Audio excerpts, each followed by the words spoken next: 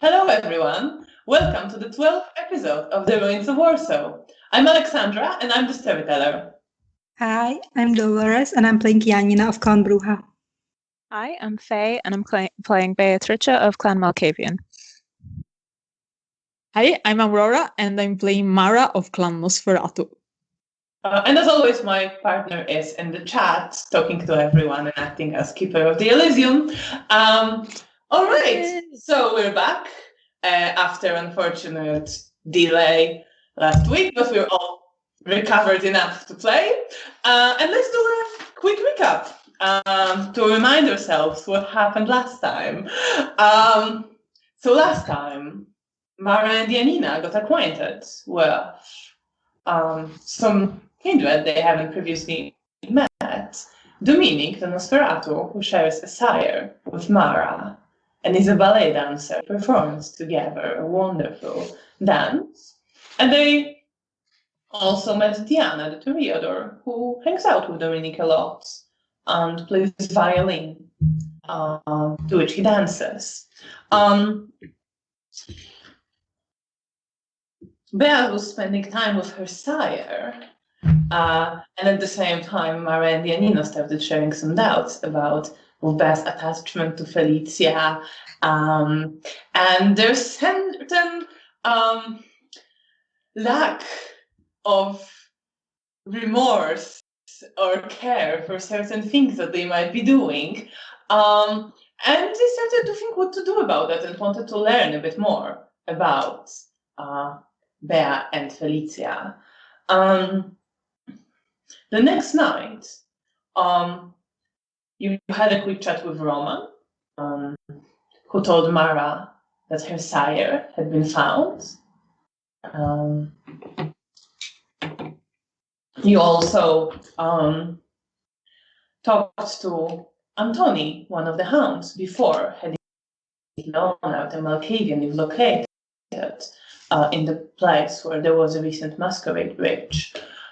And Antoni told you to bring him to a certain address after you meet with Leonard. So you headed there.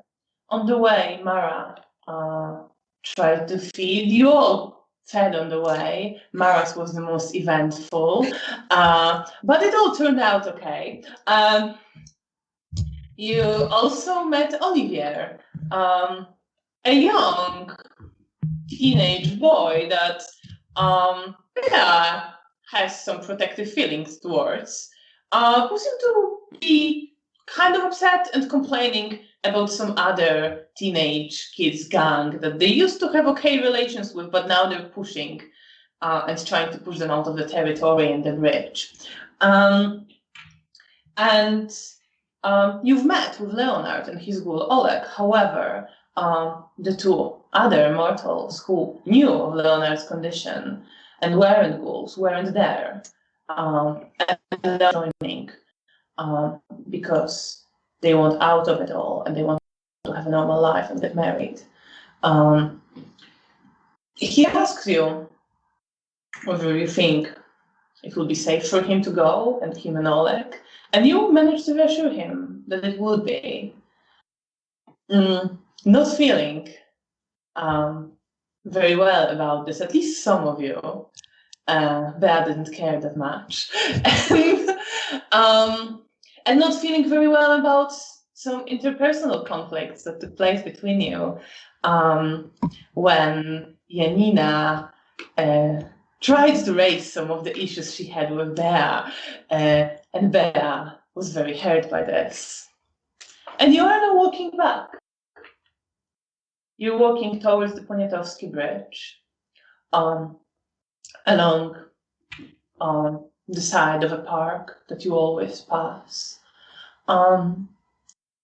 Leonard is walking, looking straight ahead, although sometimes his sight wanders a bit towards the park. He looks slightly alarmed at this, just looking between the trees, the shadows and darkness there. But he keeps walking and continues looking straight. Oleg, his ghoul, is much more guarded, still carries his rifle, not ready to fire, but has it with him, and looks to all of you with certain suspicions and observes Leonard very closely. It's like the drizzle starts again. You feel the dampness of the air. The sky is grey and clouded and seems to be lower and heavier than usually.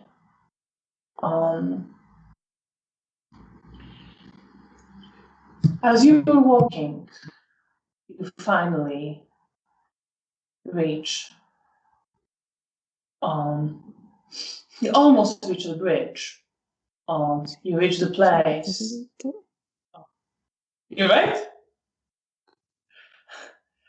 You reach the place where some of the houses, wooden houses, are by the river. You're not quite walking between them. Aurora. Well, off to a good start. Sorry about that. And she's back. Oh, you're back. Okay. Yes, the connection is, as always, protecting the Masquerade. Fingers crossed that it's gonna be. We must Alright. sacrifice something to the internet gods. Yes. Yes. All right. So let's continue. As you are approaching the bridge, you're walking past the town. Leonard looks to some of the trees on the side. Looks more agitated, and he stops and just keeps staring towards the shadows between the trees. Alex comes up to him, asks him, like, is something wrong? He stares in there, transfixed for a moment. There appear to be anything in the trees other than shadows. Just shadows. Could I activate Sorry. Spry the Soul on Leonard? Or perception? Yeah, our perception, yeah. Yes, that's perception and empathy. Difficulty 8.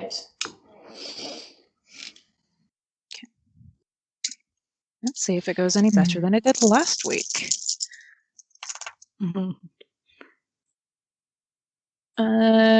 2 minus 1, so that's 1 again. Woo! See. No. He's a kindred. Good.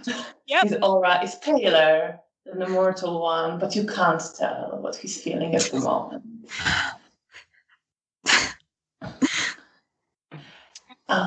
Good.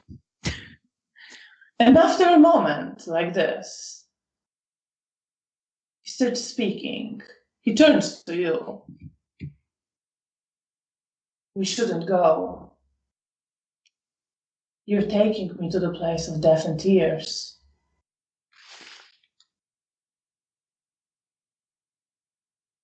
She looks to all your faces. Shakes his head. She doesn't falter. She can't, and she won't, for better and for worse.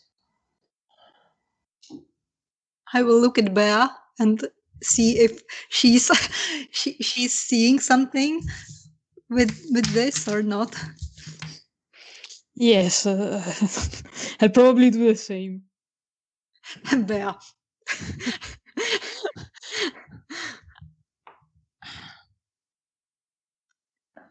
Could I look into the trees and try and see if there are any signs that I can pick up on? Yes, absolutely. Roll what you always roll, perception and awareness, and difficulty 8. Yeah.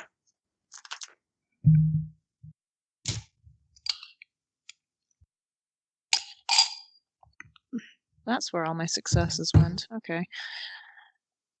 5 successes. 5 successes.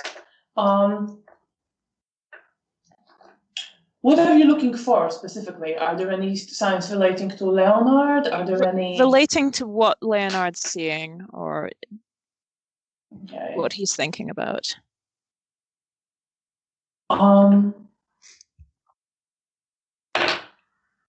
Let's do it like this. For now, you don't see anything, but we'll get back to that. Good. Love that. But you are on the lookout. You feel like you can almost see something. Right. There's something. But I can't quite see it yet. Oleg comes up to him. We don't have to go if you don't want to. We can turn back now. We don't have to go with them.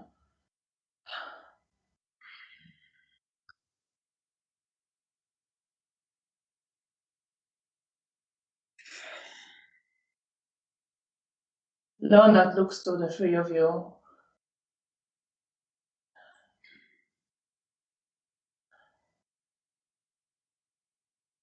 I don't think any of you means us harm.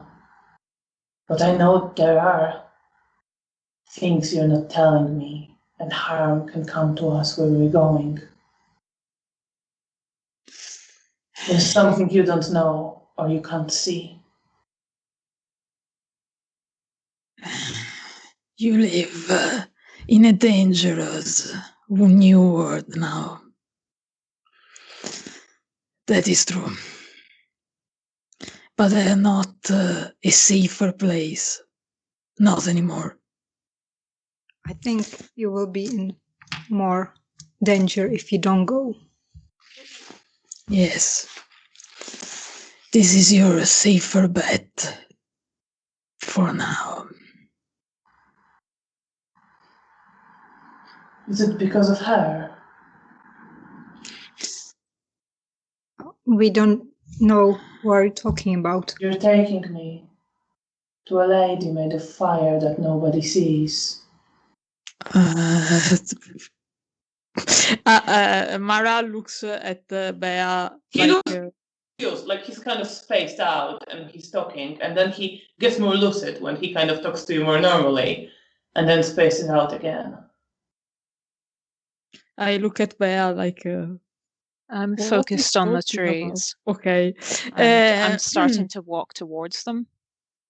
You start walking towards the trees, and you see the shadows move.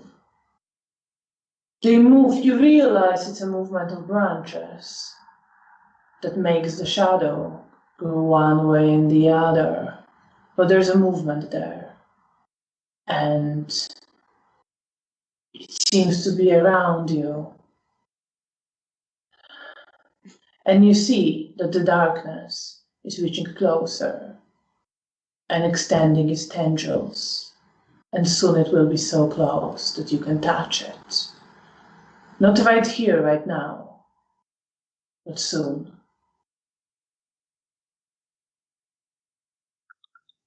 The darkness is coming. Soon it'll be close enough to touch. But it's not here Leonard yet. turns to you, see it as well. Okay, let's just... if the darkness is closing, I suggest we speed our travel. Maybe we can outrun the shadow. It's not closing here. But you will come close to it. Very soon. You can see it as well, Bea. Right? Yes, I see it. Do you think I should go? There is something you haven't told me. Huh? There is danger in the place where you live. There is danger everywhere. You're going to have to be more specific. That woman, that lady. The Lady of Fire, you said? The fire is inside. She's as hard as a diamond. Do you know what she looks like? I don't know. Okay. It can I just apply know to a lot of people, really. I know you're taking me to her. We were not taking you to see a lady, we were taking you to see a man. Eventually. If all goes well, So I eventually. don't understand so much of these things. They just come. And I can't make sense of them. You will. It's a powerful gift for what I've seen. Maybe, but sometimes I think it's more of a curse.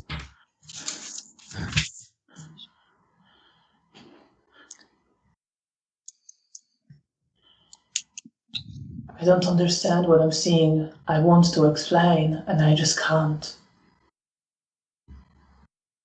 I just know it's not safe. It comes with practice. And All right. experience.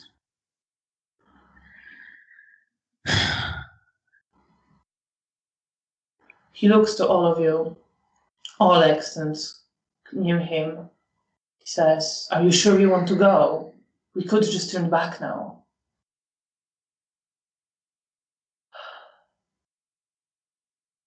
Leonard turns to all of you. You don't want me to turn back, do you? If you turn back, people will still look for you. People will come for you. We will not be the only ones to know of your existence. Oleg grabs Leonard's arm. We can outrun them. We can go into hiding. We have friends who can help us. That's not what I mean. This is a can of worms, and you have opened it. You'll just get more friends killed or hurt. Listen, it's not easy.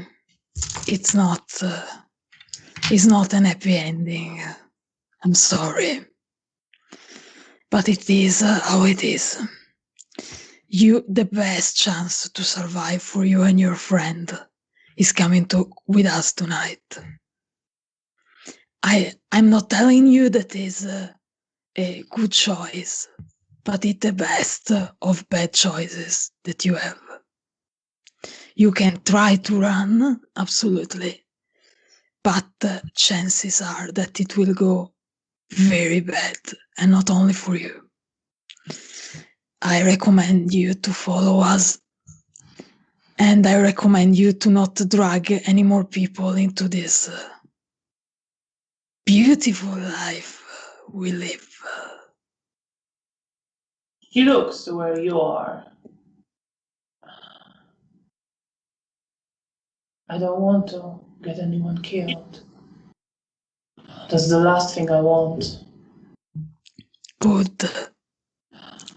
Follow us. We need to go with them. Oleg just like, all right. But if there is any trouble, calm down. We'll deal with it as it comes. Let's go. And they start walking with you. Janina, you've been quiet throughout most of this. What are you feeling? What are you thinking about?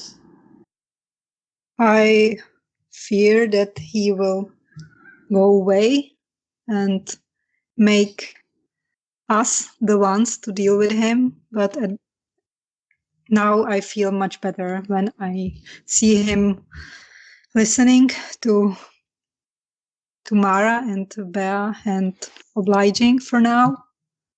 And I really hope that it will.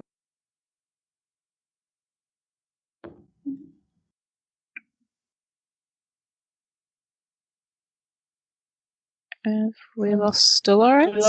Dolores, yes. Sorry Oh, about dear. that. You seem to be cursed. It'll be me next. Or me. Yes. Oh, let's hope she'll be back in a second. Yes. Do we want to go to technical screens? Yes, I think we should.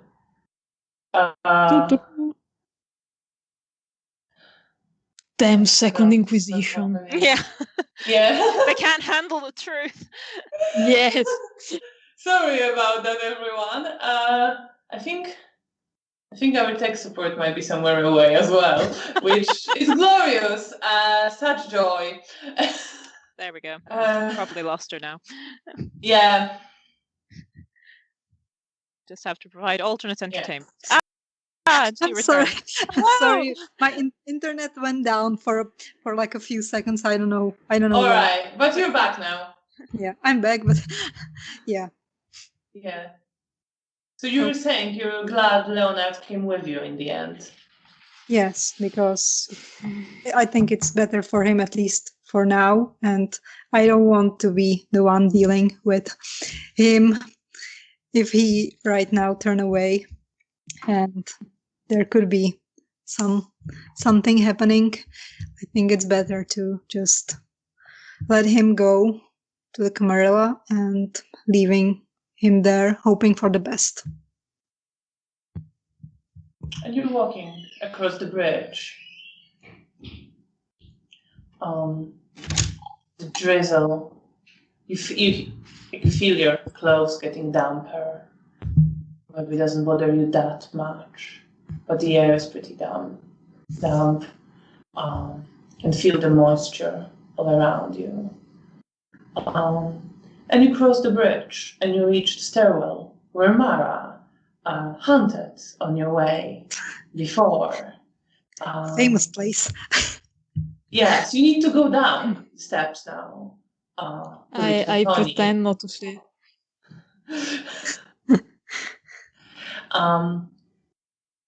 The steps are still slippery, like they were before.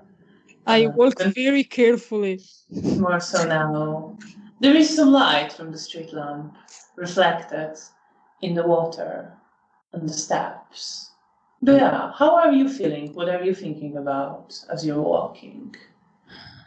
I'm thinking about the darkness and this uneasy feeling that I've been feeling since the conversation with Janina earlier this evening, and the sort of background uneasy feeling since I first saw the darkness. And I'm also wondering if the lady that it's referring to, whether that is the prince or whether it is someone else, whether it's Sabat, whether we're going to be ambushed.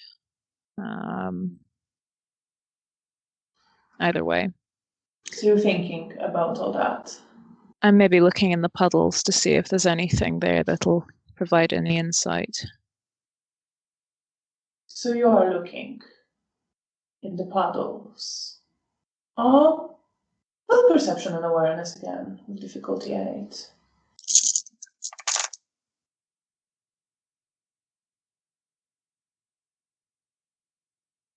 Three successes.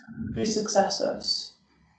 You look in the puddles and how the light reflects in them, and your sight follows the light, and you see at some point how some of the reflected light still coming from the street lamp falls on Leonard's face, and you don't see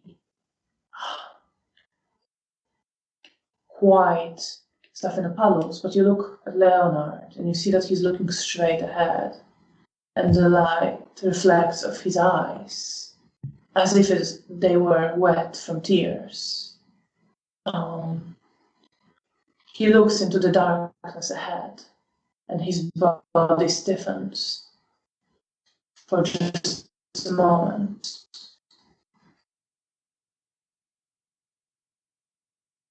you see that he will be afraid and will suffer and will cry, but he will not break. And you see the darkness also there, encroaching,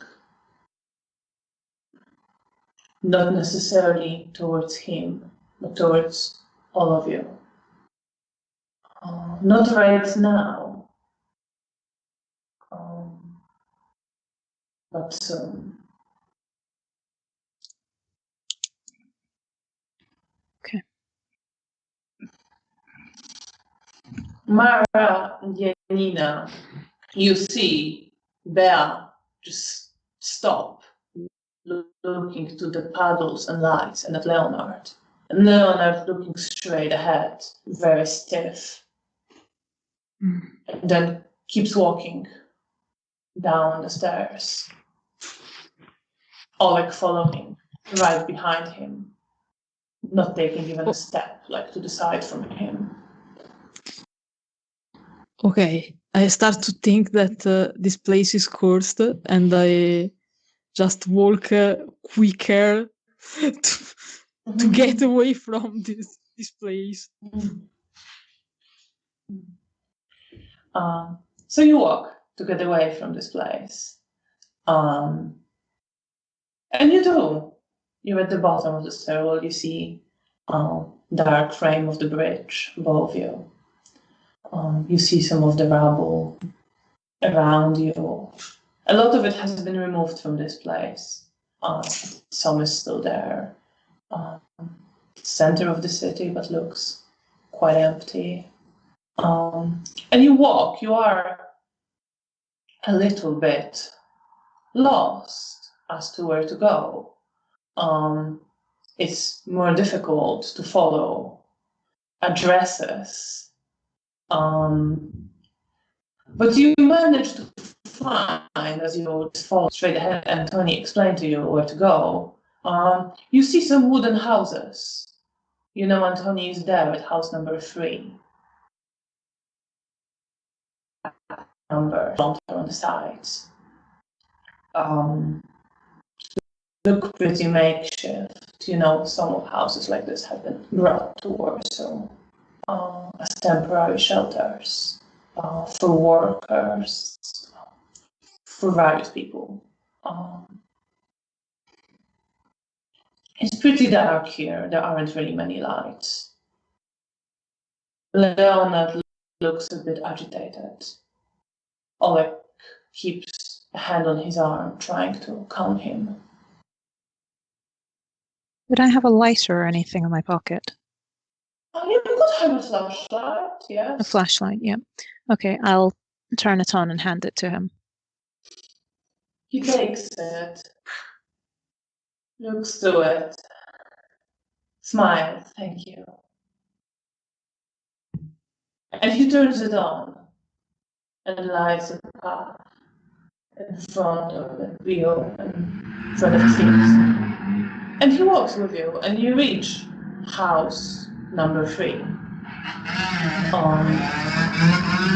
You see someone, a man in a militia uniform, sitting outside, looking towards you. You see there are lights on inside the house. I'll go and knock on the door. Is the man familiar? The man that's outside? Not really. I mean, to be fair, that's me. Oh dear. Oh no. Today is not our day. Oh dear. For the internet today. I think everything just went a bit wrong there. Yes. Sorry for all the technical problems. Yes, it's my fault. Shrek. It's Shreknet. Sorry. I'll have to have a word with my Justicar soon.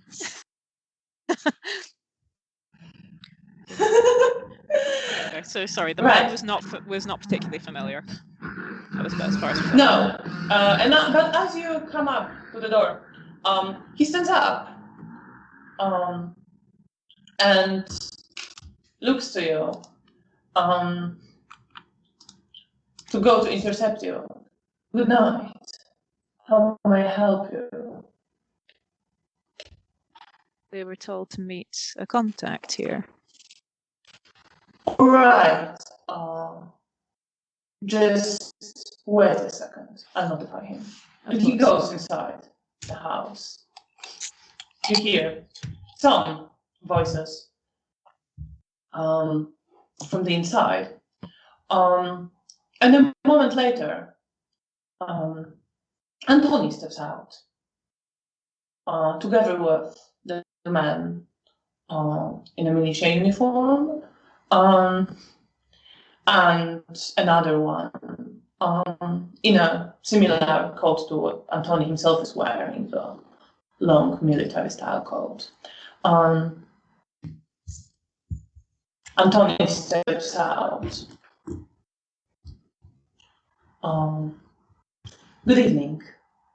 Sir. Good evening. He looks to Leonard and Oleg, saying,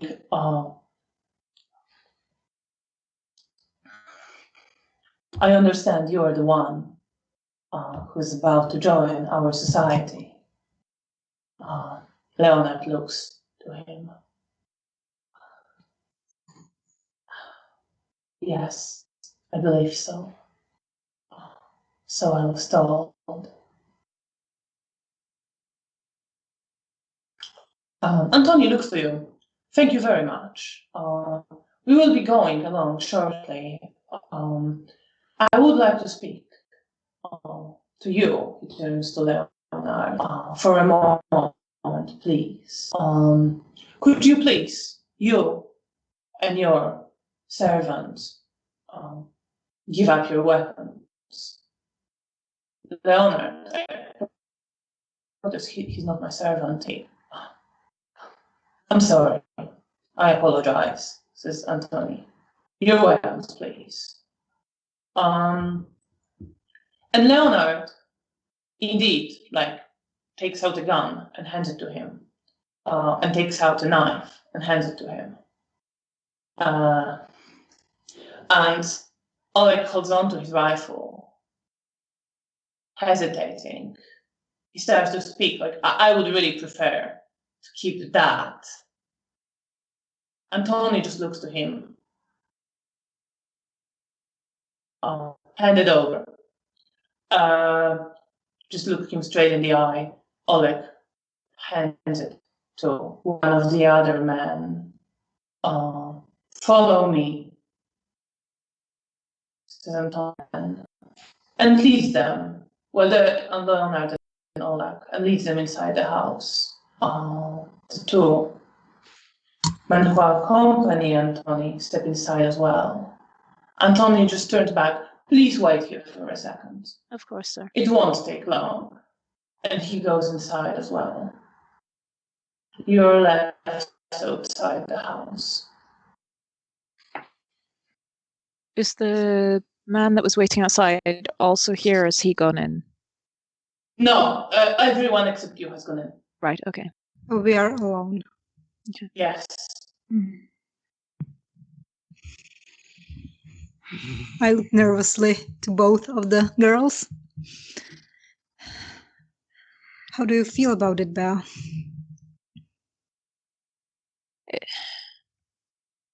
This will hurt him, but it will not break him.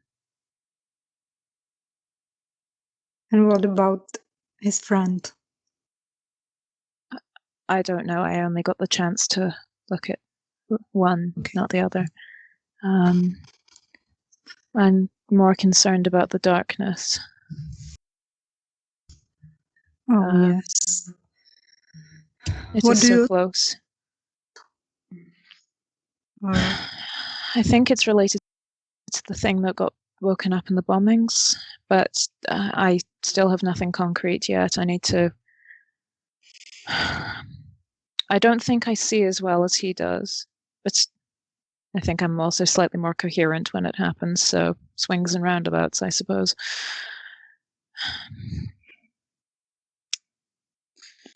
Yes, this darkness thing is something that keeps popping up Hmm. lately. I imagine it's important. I would really like to know more about this darkness and how to get rid of it, or at least stay away from it. I don't know how possible that's going to be. Yeah. At least if we had some kind of idea what could it be, like an ancient vampire or something else. I'm not going to rule anything out. Unfortunately, my visions rarely tend to be very strong in their clarity. Have you asked Felicia about it? It's not really her area of expertise, I'm afraid, but I don't know if I've asked her. I might have asked her. All right. If it was important, you would probably had it in your diary. I can have a look. If you're concerned about what's happening in there, I could see if I could listen in better. Yes, that. I will need you both to be very quiet while I'm doing it, however. All right. And I would like to use Auspex to improve my hearing. Absolutely. To improve your hearing, you don't need to roll for this. You're not trying to listen over a great distance. You come up a little bit to the house. And you hear, at this point, Antony is talking to Leonard about his time during the war and his fight in the resistance. Congratulating him and thanking him for fighting for the country. Leonard seems more relaxed now. Mm-hmm. Some of time fighting with Oleg and his friends, some of the sabotage actions they took against the Nazi,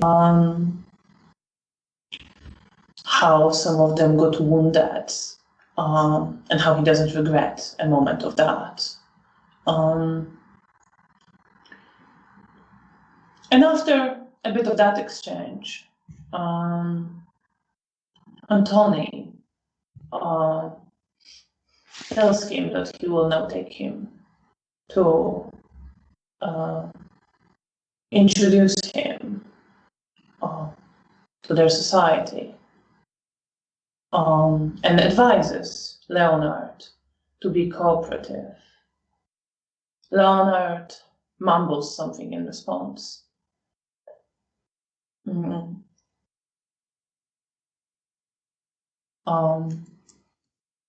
There is a moment of silence. And Antony says, "Let's go." I will then turn my hearing off. And you see them all emerge from the little house. The man who leads last, the one in the militia uniform, turns the lights off and closes the house with the key. Antony looks to you. Follow me. We will go together to Hotel Bristol. Of course, sir. Yes. Yeah, thank you.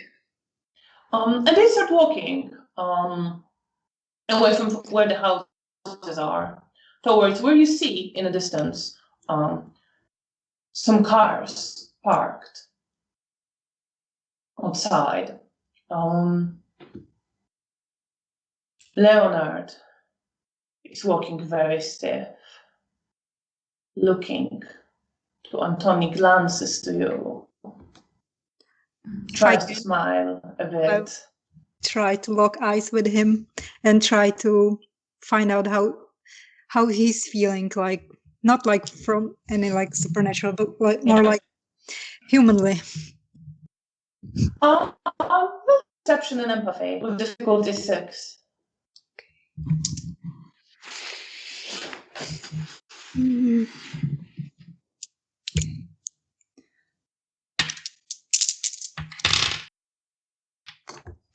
I have 2 successes. Successes. Sorry. Okay. So he's not trying to hide his emotions much. You see that he's scared. That he's absolutely terrified. He's trying to look calm, but doesn't even have a conviction to try properly. You get the impression. And underneath the fear, there is also some like calmness and stubbornness and determination. I will try to reassuringly smile at him, like He smiles a bit more at you. that he can do it. I believe in him. And you walk towards the cars. Antoni, with one of his ghouls, gets into the car with Leonard and Oleg. You see that Oleg is now just following. He doesn't seem to respond to very much. Still looks to Leonard. Seems very tense, but doesn't say anything. And another of Antoni's ghouls, the one in militia uniform, goes to another car, gestures to you. Please. Thank you. Get in the car. I invisibly follow. Yeah. I'll maybe let Janina get in first and then hold off long enough so that Mara can get in the car. Sort of glance back over my shoulder, pretending to check that no one's watching. Thank you. I imagine it's something we're well practiced at. Yes, I think you know how to get Mara into places without raising too much suspicion. You feel like an invisible presence sit beside you. It So you all get in the occupies a car. lot of space despite being invisible. You get this feeling. And the car starts. The man doesn't speak to you. He's just focused on the driving. Mara, how are you feeling with all this? What are you thinking? Mara is very angry about the whole situation because there is no happy solution for this poor. For this she likes both of them, and she knows they are basically fucked because especially the human, because she knows she's going to be a slave basically, and this the more time she spends in kindred society, the more she doesn't like the ghouls thing. So, but she realized they don't have much choice because living on their own is even more dangerous. She's angry because they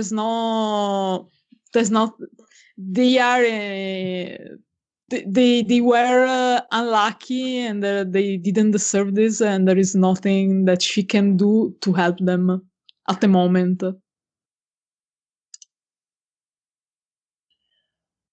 So she's sitting in a corner, basically. Yeah, angry. In an invisible corner. And you arrive at Hotel Bristol. You park in the place where you were taken to previously. when you were first introduced to the court. You see that Antoni, Leonard, and Oleg arrived just before you. They are waiting for you.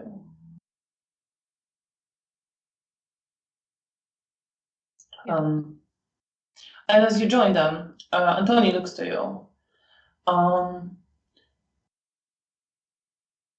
I believe the court will be assembled shortly. You might want to be there to receive due praise for your efforts. Thank you, sir. Seems sensible. Plus, I think it would be good to Thank see this you. through. I very much appreciate your help. Thank you. Of course. Looks, Leonard, please follow me. And starts walking inside. And Oleg just follows. You hear Mara from the darkness in a very, very low voice telling the girls, there's nothing to celebrate here. Yeah. And she invisibly storms. Do you say it when Antoni is still there? They Or can't. do you wait? She angrily storming towards. Yeah, do you wait until Antoni walks away, or do you say it when he's still there? No, she waits for him to be at a certain distance. Okay, so he Turn went to- inside, and you go after. I'll say to them, if you girls want to go back to the room or don't want to be there, I can give you the brief. I can give you the rundown. No, I want to be there. I want to see. Okay. No. Very well. And I'll turn and follow Antoni. I have to see it through. Indeed. I have to see it through till the very end. See the consequences. Oh, Of course. But of course. thank you. Of course. I'll get the door for Mara. Yes. If you could see Mara, you see she's very angry. But you cannot. Can. So she's just Or sad. If anyone in the room is seeing people invisible, will see a very angry Mara go through the door. So you go inside the hotel. Where are you headed once you're inside? You're in the lobby. Following. I'm following the group. I don't know entirely where we're going, so I'm just following whoever's. Yeah, I think I will lead them to the court, like to the lounge. Okay. We all look presentable enough. Would it be the lounge or would it be where we were at last time? I don't. Bea doesn't know where that is, but well, logically, from those who remember, it would be the other room where you were when you were introduced. All right, so I will lead them there. So you are heading there, and as you are walking up the stairs, and you are on the level of the lounge, you're about to go one floor up. You see Bruno walking towards you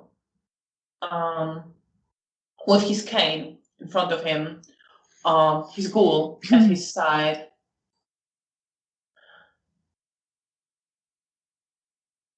You hear fuck in the darkness. We are gonna be grounded. Do you wait or do you proceed? I'll stop. Seems polite.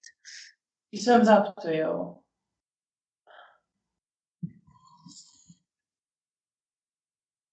He kind of turns his head in your direction. Good evening, Bruno. Yes, good evening. Good evening. Good evening. evening. Found somebody, haven't you? He's here. Yes, sir. I can sense his fear. He's come back to you. Yes. Oh no, this is bad. This is very, very bad. Yes. You could not have known. I'm sorry.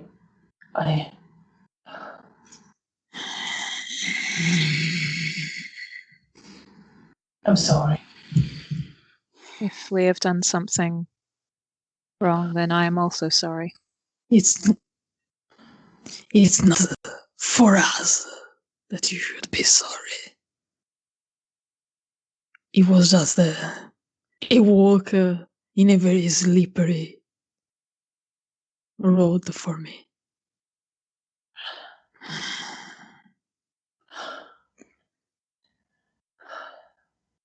Why did you leave them? I did not. Some of them ran away. I never wanted to leave any of them. They did not want to stay.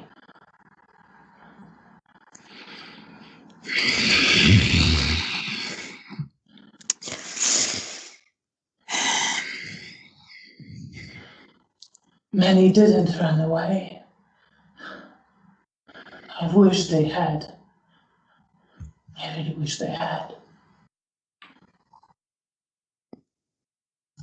Run away to where? Into the night, into the city.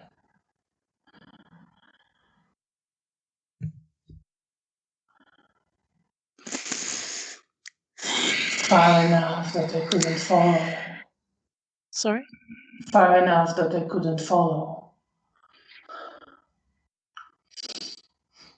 I never meant anyone harm.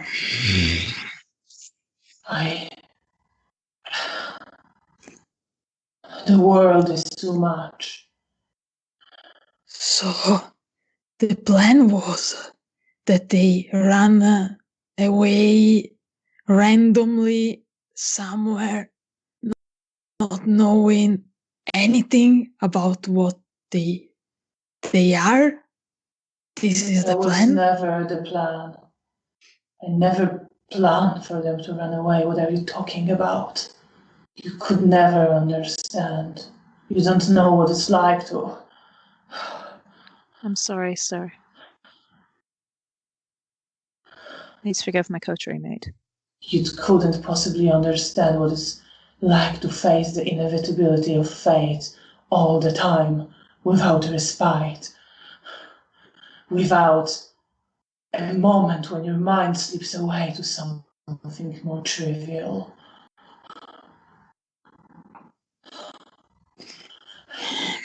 I need to go. I I know. need to be there for him. He starts. He kind of starts walking past When he you. starts to walk, I will touch his shoulder and I will tell him that I know you try to help and you try to save them.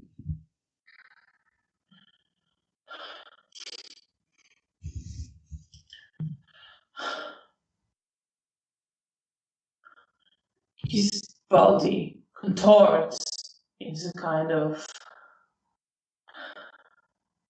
It's not quite weeping, but looks like he's about to for a moment. His ghoul just glances to you with like open hostility. I will Thumbs up to Bruno, takes his arm. Maestro, let's go. You don't need to worry yourself about that, let's go. Don't mind them.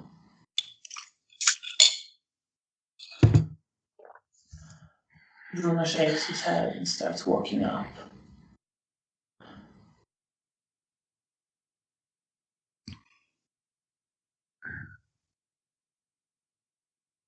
Well, this is a fine mess we've got ourselves into. Yeah. Let's go before we cause another incident. So you continue continue up the stairs. Yes. Mara, what are you thinking right now?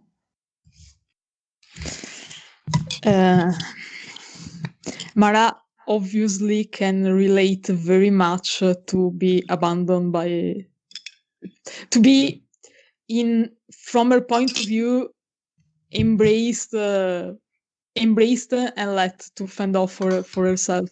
She knew a bit about that, so she is not that she hates Bruno, but in this he reminded her of her sire, and she rationally understands that at least partially that he probably in his way wanted to help, but in here is in his trying to help, he ruin many. She doesn't even know how many people lives in trying to help them. So she's she's doing her best not to say what she thinks, but to say anything more about what she thinks about this whole mess. She's sorry for his child, that she is one of the few kindred that she likes. And so she, but it's a very touchy subject for Mara. Obviously. Embrace and well, you will survive somehow. So she's she falls silent, but she's if anyone could see her, she's very upset. And you proceed towards a banquet hall, where you were not long ago introduced to the court and to the prince.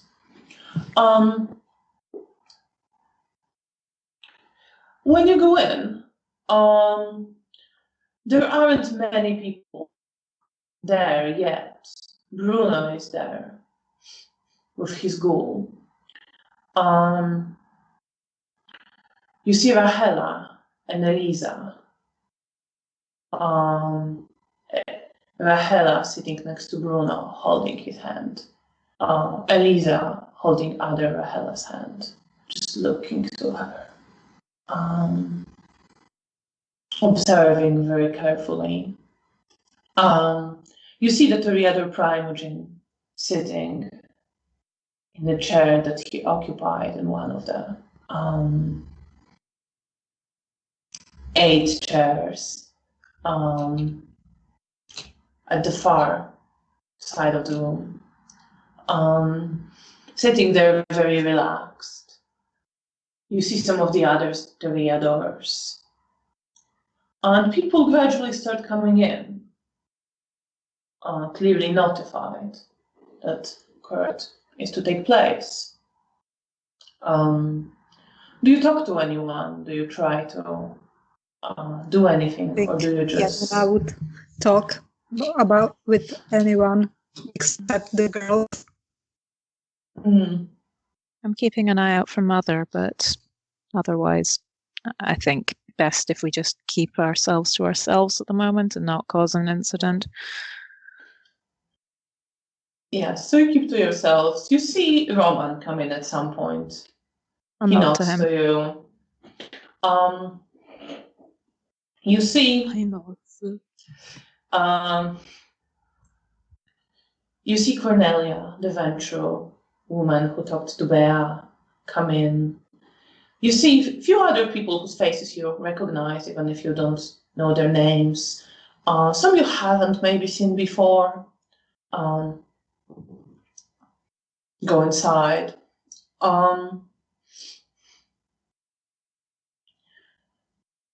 You see at some point a man, quite big, slightly overweight, with silver gray hair and gray facial hair, short beard and mustache, looking to be in his 50s, Quite handsome face, now marked with some wrinkles that give it more serious look. And he's wearing a grey, elegant suit.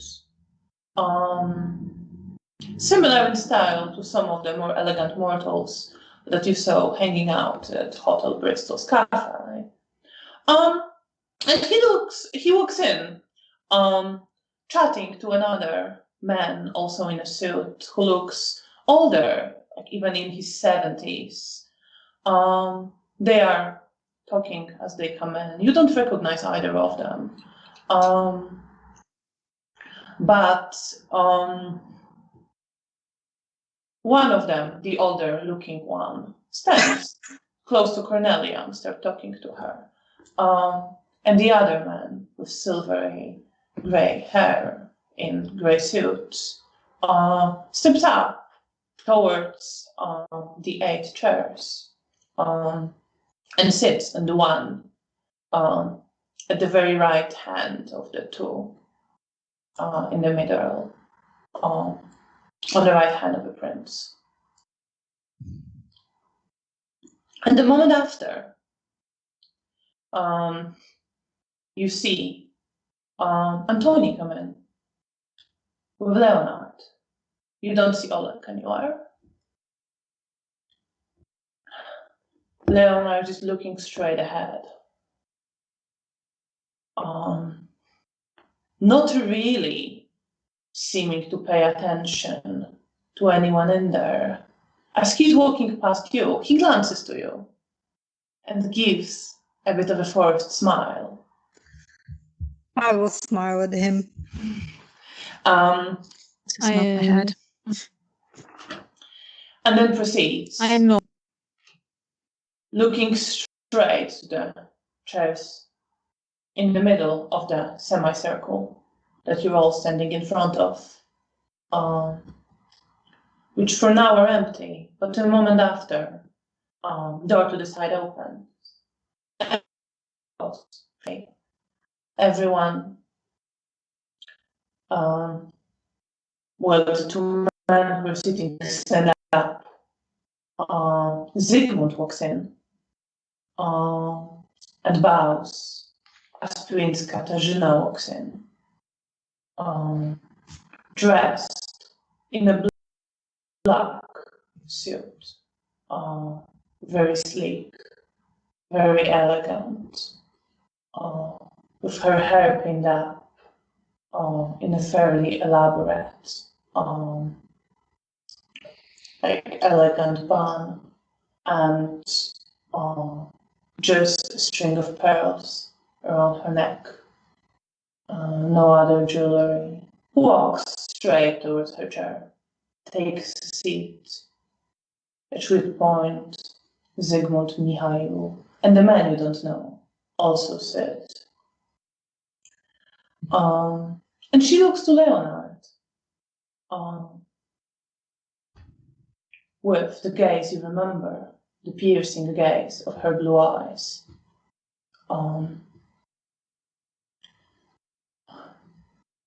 Measuring him. What is your name, Leonard? Of which clan are you? Leonard glances to you for a moment. I mouth the word Malkavian.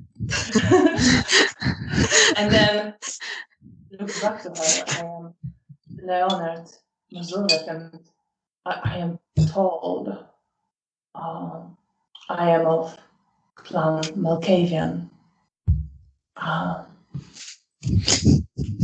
Well, You're doing great, sweetie. Katarzyna looks to him. Who is your sire? Leonard starts to respond that he doesn't know, and starts to talking about the man who saw right through him, who always wept the same thing he told you. At this point, Prince raises her hand to interrupt him, looks to Bruno. Is this Bastard. one of your child, or Bruno? Bruno just stands there, holding his cane. You can see his hands are shaking. Yes, my prince. I believe it is.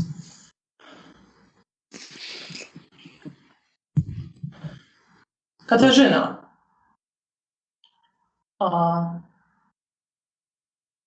Frowns slightly, but then looks back to Leonard. Are you familiar with the traditions of our society, Leonard? He looks straight at her. Visibly, you can see that he's terrified, but looks stubbornly straight at the prince. No, I don't believe I do. Maybe we should have told him. Mara is thinking the same thing as Janina. Is like we should have prepare him for this. It's like Why we didn't like? why do we did? It didn't occur to Mara me. feels a very bad. We should stop adopting strays. Yeah. And Bea is quietly considering the fact that she wasn't expecting him to see the prince quite so quickly. And had she had more time, she would have liked to have given him the rundown, but oh well. So here we are. Shit happened. Yes, alas. It's like Mara shrinks a bit. Yeah, Nina feels very guilty that they forgot. Yeah. Katarzyna looks to Leonard at that.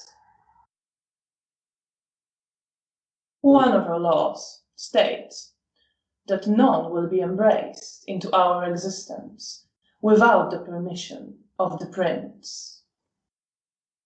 You are likely not aware of this, but your sire failed to seek a permission, which, according to our laws, entitles me to take both of your lives. However, our community is in need of resourceful individuals, and if you were to contribute to our prosperity, I would be willing to allow you to dwell in Warsaw.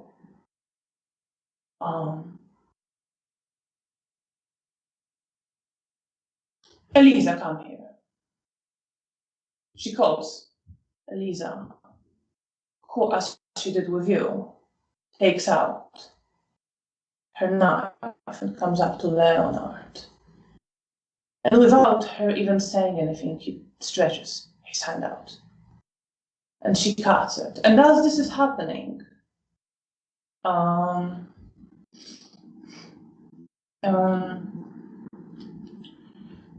Prince continues, looking at Leonard.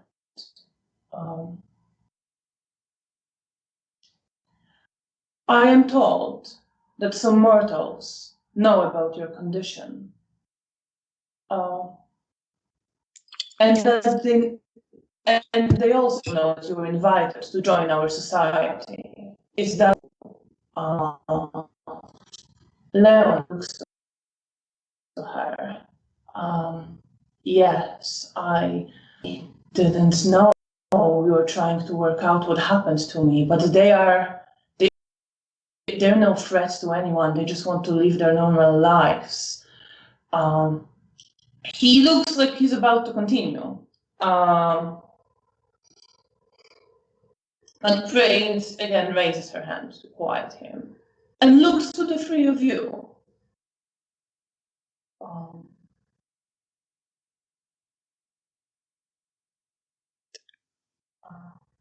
I would like to know your assessment of the situation. What information in your knowledge do these mortals possess? Do they pose an immediate threat? I will take a step forward My prince, the two mortals that have left the city, sorry, I won't say left the city, that have left his company, as he claims, have no interest in continuing in his existence, and at least one of them was informed that he should no longer make any further inquiries. However, I would say that they are an unknown factor. I should have liked to have had more time with them to assess that, but they left before that could be fully assessed. The man who has accompanied him is his ghoul, and therefore has a level of dedication to him. He has spirit, I will say, with a slight displeased expression. They have had discussions with multiple different areas. As it was known beforehand, they had already raised inquiries with the medical field, which through our investigations did not seem to be taking these symptoms particularly seriously. But I do not know with the person that they further inquired with what the opinions were there. So again, that is a level of unknown. They also inquired with a priest who I have looked at.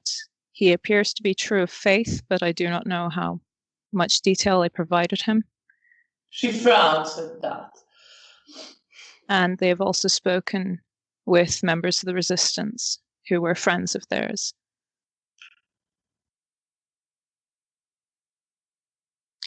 My assessment is there is a lot of unknowns, and either it should be followed up with to see how far the damage has spread, or potentially it should be left alone so as to not continue to stir the pot. But I will leave that for more educated members of the society to decide. Thank you, Ms. Vonnie. I appreciate your assessment. Leonard, at this point, and to Eliza, who at this point says, he is indeed of Clan Macaven, my prince, and I believe he can be Bruno's child. To my best knowledge, he's what he says he is. Prince just nods, which Eliza steps back towards Rahela and Bruno. And looks to Leonard. You certainly crossed several lines that guide our conduct in this society. However, given that you never received proper education, your mistake is understandable. You now have a chance to correct it. Tell me who knows about us. Where can we find these people? Where are we to check up on them to further assess the situation?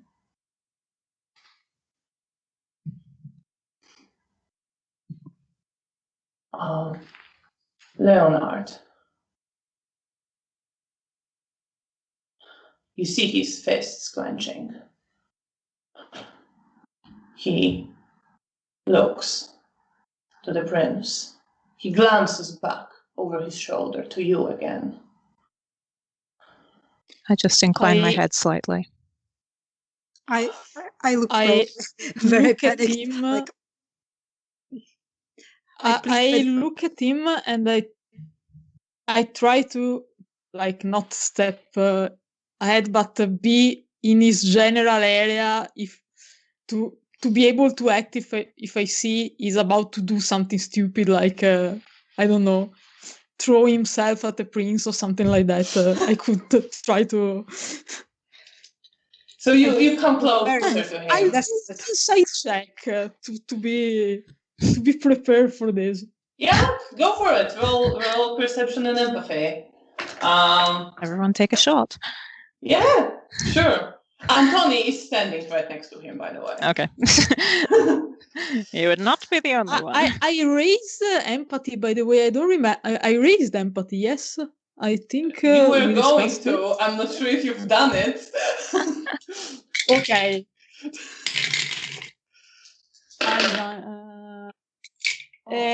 How many successes?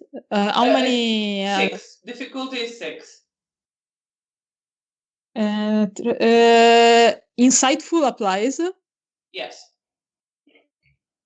5. 5 successes. So it doesn't seem like he's about to do anything, but you see that he's stubborn and he is defiant and he doesn't like what he's hearing at all.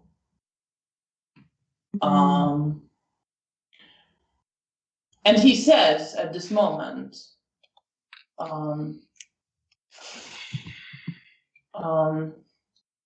what will you do if you find them?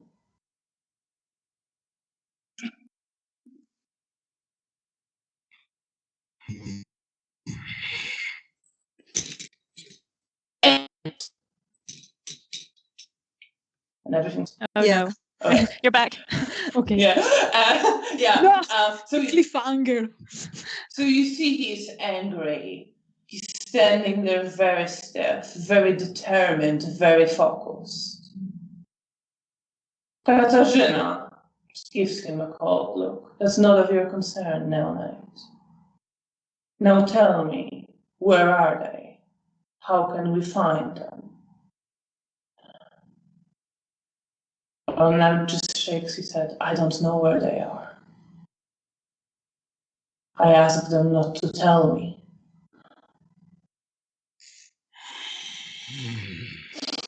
Good move. They deserve to have a normal life. They don't need to be a part of this. They are not threat to you. They're just normal people. Katarzyna glances to Michał. The truth. Does he not know? Michał looks to Leonard, smiles. I'm afraid so, Katya. Prince gives him a bit colder look at that. Mara appreciation of the prince rises.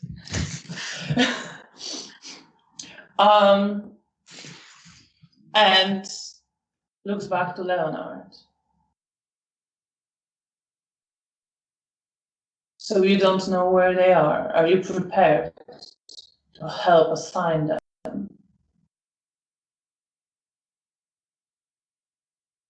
And you observe him, and you, Mara, paying very close attention to him, you can see that he stiffens even more in fear, and he's on the verge of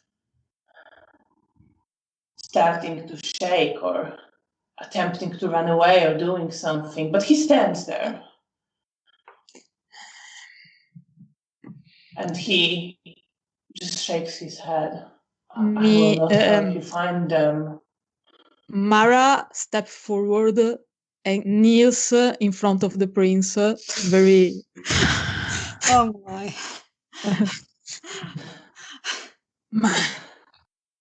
If I had a video camera. Okay. Oh, Mara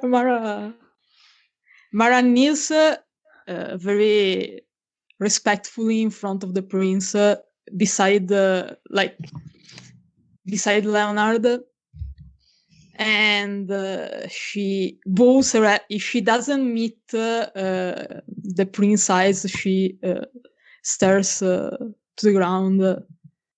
My prince, forgive me for the interruption, but I think it's probably too many information and too much for someone who just discovered what it is, what he is. Maybe he can be given some time to really understand his situation and the implications of his conduct in our society. His reaction unnatural in his situation.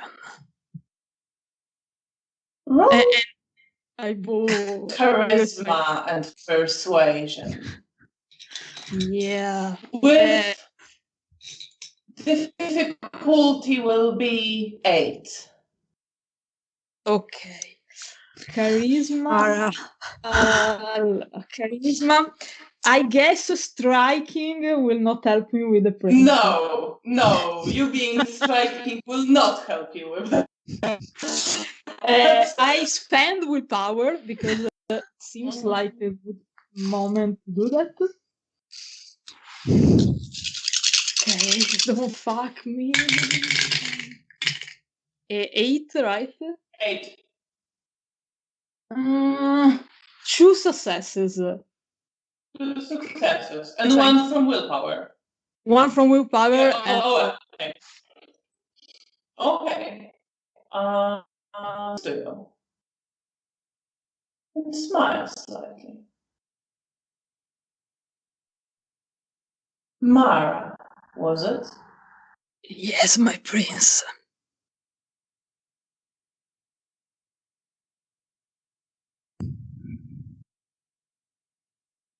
I am prepared to grant your request. However, you will be responsible for dealing with the situation and any problems that may arise from it will be considered your responsibility. Are you prepared to take that on yourself? Mara bows even deeper, and I understand. Thank you for your mercy, my prince. Very well, then. You will be responsible for dealing with the situation. You will report to the sheriff. Yes, my prince. Leonard,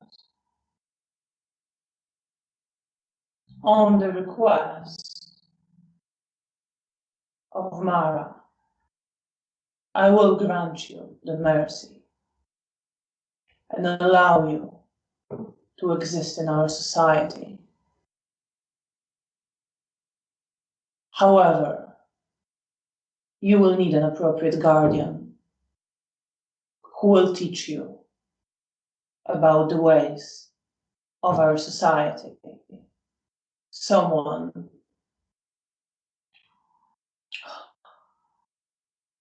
At this point, Antoni steps forward and bows. My prince, I am prepared to take the responsibility. Katarzyna looks to him. Very well then. Leonard, you will take Antoni's blood and obey him in all things until he decides you're ready to be responsible for your own actions.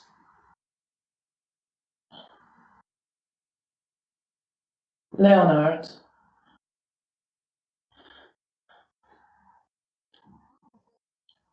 shakes slightly.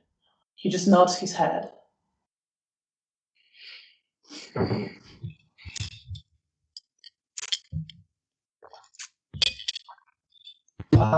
At which point Antoni takes out quite big knife that he has under his coat and slices his wrist, offering some blood to Leonard, who hesitates, but drinks it. And Prince just nods. Very well, that matter is settled then. Mara nods, bows her head again, and go back. I will be expecting both your reports, Mara, on the situation, and yours, Absolutely, Tony, on the progress of your child. And she stands up with this. And as she does, the three men sitting near her stand up as well. She starts heading towards the door. Zygmunt catches up with her and starts chatting to her. And they disappear behind the door, but he turns back and goes back into the room and heads to talk to the man whom you don't recognize, the one with silvery gray hair. And people start chatting. Leonard is just standing there looking to Antoni. I turn and look at Janina with an expression of dear God. When Mara comes back, I will hold her hand, and I will press it like that. I'm very proud of her, even though I won't express it in front of Bea. I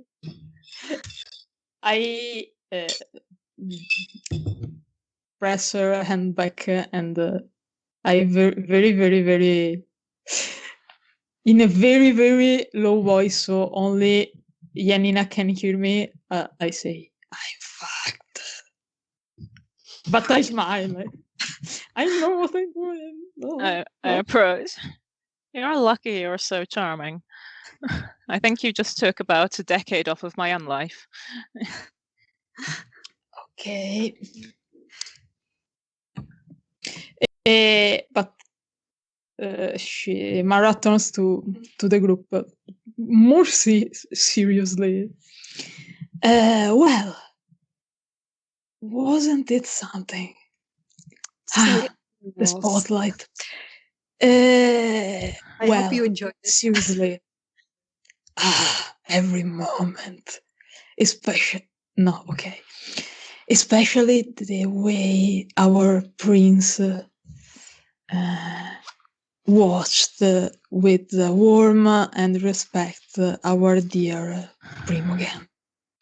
But he's still there, by the way. He hasn't left. Yes, but I just smile at Mara, but I don't say anything. I think at that point I just grip her by the elbow very tightly. I didn't say anything bad about him. Yeah, that is true. I still grip her by the elbow very tightly. I give her like a chuckle. But seriously, this is something I brought upon my very not prepared self. So I will help. I will deal with this somehow. You are not in any way forced to help. I know. I will not say no to help, by the way, but I mean, I'm here. If you want to help, you know where I live. Given that I would like you to not completely lose face in society, I will help you. Thank you. That's our Bea for us. No, okay, no, I don't have a plan. I think I'll improvise. But what's new? I mean, I think it was a good improvisation. Right. And certainly bold. Yes, it was certainly bold. Well, the prince now know my names. Let's I think it's just the prince. I think everyone here knows who Mara is. Yes, let's work all together for this to be a good thing. And not like okay. The hard part, I don't think it's too difficult The hard part is to convince Leonard to help us, I think, in some way. Yeah. I don't know. Potentially, Antony could help in that matter if he's going to be Yes. bound to him. Yes.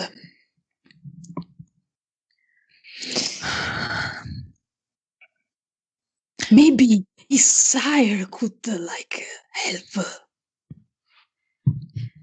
Did through the hole or Leonard look to Bruno or never?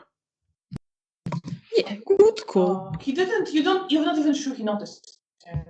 He didn't seem.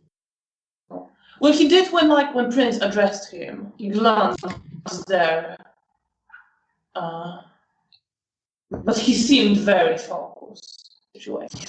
Don't screw up, don't screw up, don't screw up. Yes. I've been there. Done that. I understand. Right. And you were What standing time? there as people begin. What is the time? Yes. It is maybe 2 a.m., something like that. Okay. You still have a good few hours Okay. this night. But I think before we proceed to any interactions you might wish to have, we will take a short break. Yes. Bathroom break. So we will Kudos, be back in about 15 minutes. Thank you so much for watching and for being with us. If you have any questions for us, please write them in the chat. We will answer either in a special stream or as an attachment to some future stream. So yes, any questions you might have within reason, direct there towards the chat. And please stay with us. We will be back in about 15 minutes. Bye.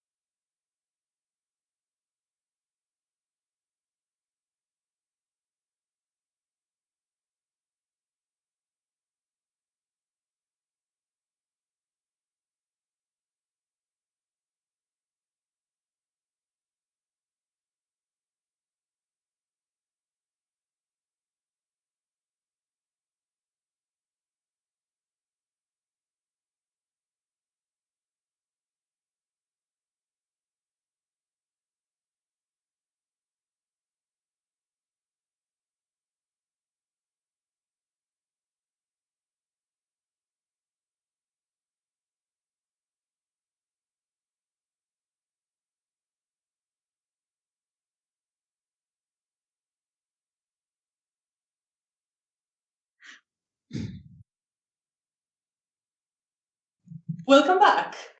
All right. So we've had some drinks, some noodles, some snacks, and let's get back to the story. You are in the banquet hall where the court was just held. Prince left. People have now started to talk to each other. You see Antoni going out with Leonard, just leading him towards the exit. I know where to find Antoni in case I need to.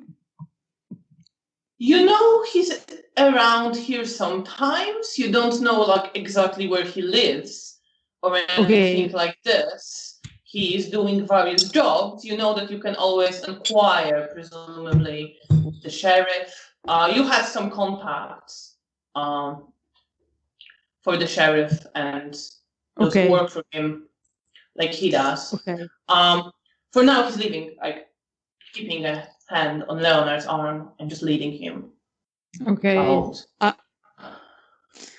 I think for tonight I leave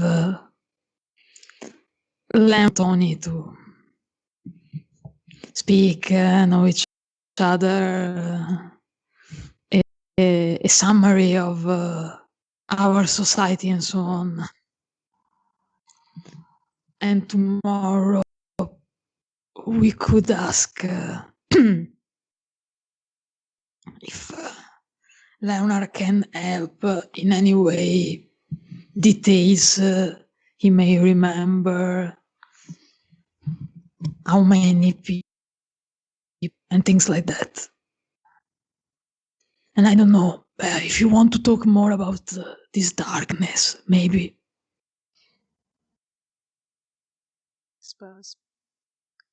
I think it's something we should, we can do anything about it.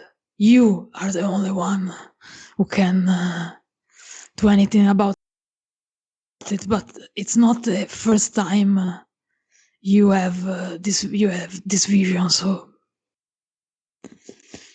probably is important. Yes. It's the first time since I know you that you have like a recurring premonition. So Is that out of character? Is that entirely true? I seem to remember around the time of the spring equinox, Bea was having recurring nightmares relating to that. Around the equinox. Yeah. Way back at the start. Way back at the start. Yeah. No, that was something different. Okay. That was just general, like relating specifically to the night of the equinox. Okay. I thought it was also building up toward. And there was like general sense of doom in there. Oh, good. I love that general sense of doom. Okay, no, that's fine. Cool. So this is the first time I've had sort of consistent visions. Fine. Okay. Yes. That's fine. I just wanted to clarify.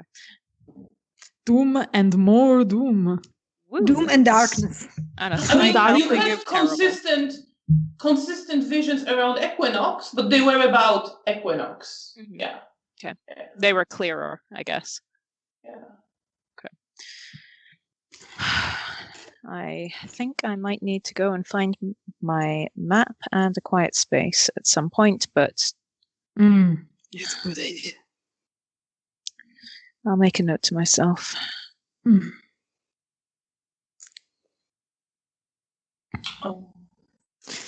That's something you need to go, or we should do. Soon, maybe not right away. Is there? I will look up and see if anyone's looking to approach us. Yeah. So as you look around the room, indeed see sheriff heading your way. From the people, generally, you see around the room, you see that Anna Maria is now heading for the exit. You see that Stefania and Fabian are are talking to Mihai. And yeah, Fabian now just took a seat in one of the chairs next to him. Stefani is standing. You see Zygmunt still chatting to the man you do not recognize. You see Dominic and Diana. You see Bruno, who is looking towards Mara. You see Roman, who is looking towards you as well. But Sheriff is like, various people are looking at you. Yep. I Right. think Mara's not like enjoying. I will smile at the sheriff as he approaches. Yes. I smile to the sheriff. Mara smiles to the sheriff as well, but she's like, I smile, but with that in my heart. Miss Sheevac, I come to congratulate you on successful completion of your task. There are, of course, few threats, but I believe one of you volunteered to take care of that. One of You us will did. stay on track. But well done. I very much appreciate your help in that matter. Thank you. Thank you, sir. Thank you. I see to finish what we have started. I wouldn't expect anything less.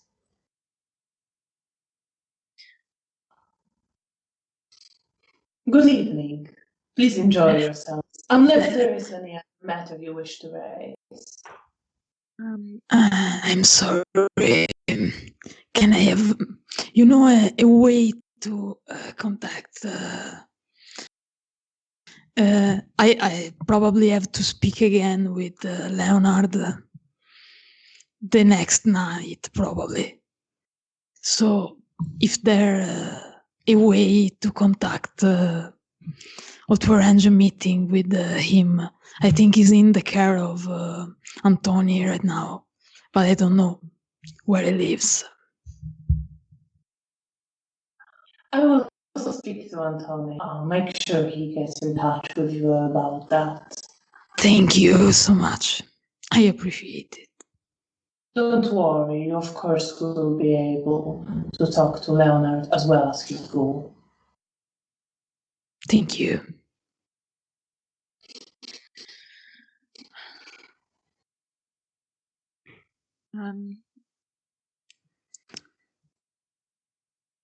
I just wish to raise the fact that there have been further visions relating to this darkness that seems to be encroaching on us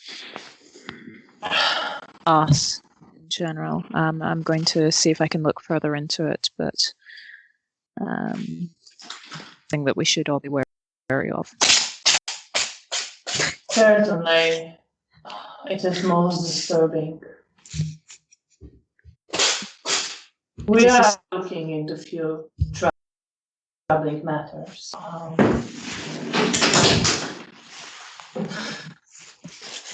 Sorry, cat madness happened.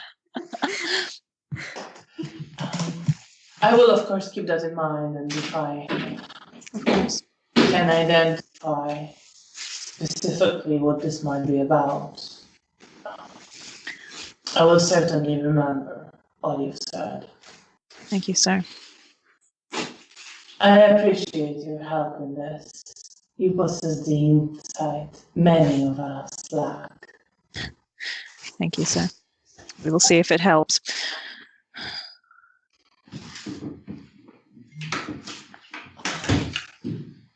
Very well then. Enjoy your time at the Elysium. Thank you, sir. Thank you. Have a pleasant I'm evening. afraid I have things to get back to.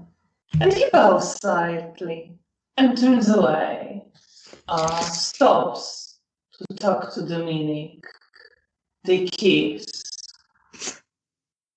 And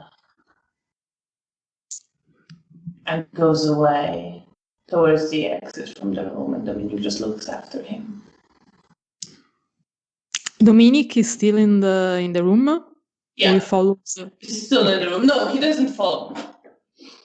Does He he looks look after him. like his like human mean? No. In here, he looks like himself. Okay. See his stretched out, white skin with these dark veins cutting across it. His slightly disfigured lips, disfigured head, slightly bumpy, no hair whatsoever. And after a while, he turns back to Diana and they start talking. And as you also look, you see a few people heading your way. You see Roman, and you see Zygmunt, who finished the conversation with the man he was talking to, who now is talking to Cornelia, the Ventru, who spoke to Bea earlier. And Zygmunt is heading in your direction. Okay. He's carrying a book as well. Multiple important people. Okay. I brace myself for Roman reaction. So before Roman reaches you, he kind of sees Zygmunt coming up and stops a bit. Zygmunt comes up. Janina, it's good to see you. Good evening, sir. Especially when you come back, having accomplished your task successfully. Would you speak to me for a few minutes? Of course. And I will follow him if he wants to go somewhere. Yeah, he will. Like, he doesn't want to go quite to a different room, but he walks in a different sort of more empty area of the room. And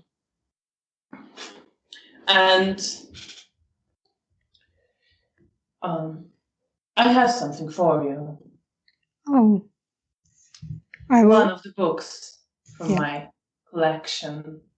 And he pulls out, he presents the book to you, and you see that it is a collection of papers and essays on the impact of war on health and medicine, published sometime before the last war, in the interwar period. I thought that would lie within your interests. Oh, thank you so much for thinking of me. I will definitely enjoy this if I can borrow it. It is for you. It is a gift. Oh, thank you so much. It's very appreciated, sir. I have one more thing which might be of interest to you, although it is just the product of my mind trying to come to terms with our position. And presents several sheets of paper. You see handwritten text there. Is it an affirmation? And no, on the top it says on humanness. And he says, this is an essay I wrote a while back, thinking of my child. He made some comments on the margins, and that I would like returned. But I think it might be of interest to you, given our last conversation. Yes, thank you so much. I will read it, and then I will return it to you. Thank you so much for sharing. I am open to discuss anything. You will see there my thoughts and my child's thoughts in his youth. Two minds at work, sometimes at odds. But if you have any kind of questions, disagreements, or comments, you can come to me. These are not the questions for which you can find a definite answer. Thank you. It's very appreciated. I can't wait to have time to dwell into all of this. And I will take these things and hold them you find it interesting, I have much more at my workshop, which you'd be invited to visit. Of course. If you were interested. I'm sure I I can learn from you in regards to medical sciences. And Yes, hopefully you can find things of interest in my library. of course.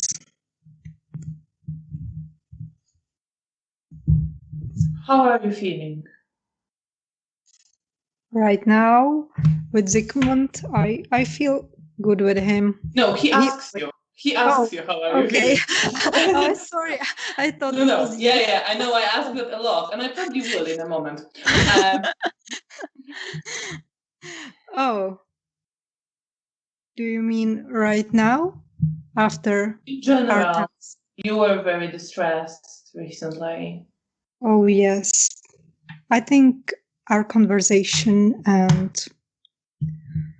just conversation with my coterie made me feel a bit better, and I feel much calm. And of course, I still think about what happened and what might happen. But right now I feel much, much better because I don't know. Last few days were good, and I have some other things that trouble me, but it's something I will deal. I'm glad to hear that. Thank you. It's also very much how you talked with me about the humanity and how we should hold on to it. Absolutely. It My really doors stuck with are me. always open to you, Janina. Thank you. It's very warm feeling to know that. And I'm glad you have friends you can rely on. It's brave your friend did. Yes. Could be fatal if she's not prepared to follow through. But if she is, it could gain her much appreciation. The prince will remember that. Yes. You can tell her that from me. She certainly gained my appreciation. I'm sure she will be very happy and proud to hear this.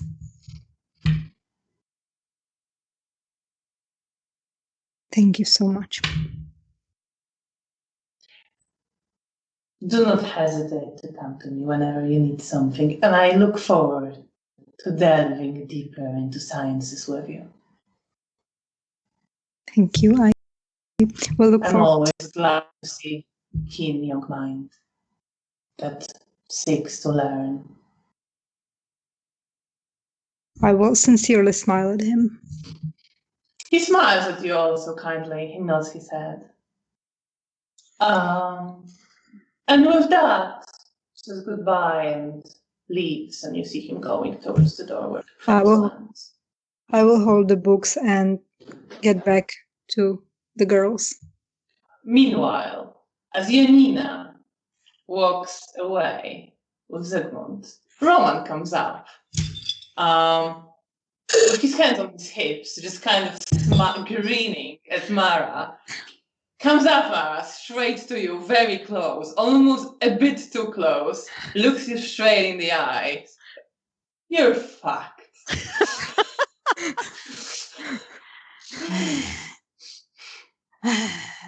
What can I say?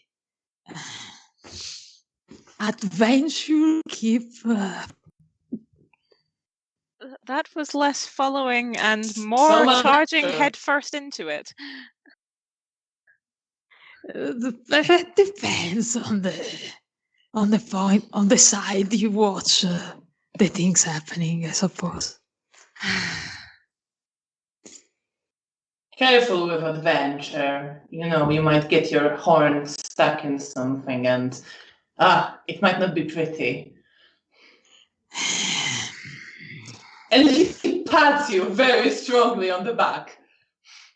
Wish you all the best. Roman, I've missed your insight. Don't break my. It's not that. It's not that hard. It's not punched But you. I'm very weak. I don't know. I'm very weak. You've yet, got a uh, whole one probably potence now. What are you talking about? Yeah, I'm a normal human with both. Yeah. So yeah, just wanted to, express my feelings on the matter. We appreciate. Yes. Thank you for starting with a broken back. It's going to help a lot. Oh, someone needs It to will fix heal. Yes. How are you holding up? This Me. guy you brought seems like a piece of work. I don't blame him. No, it's not Not his like fault. I don't want to take a shit on all this place. Yeah, I know they can hear me. What are they gonna do? Another Nosferatu talking vulgar shit.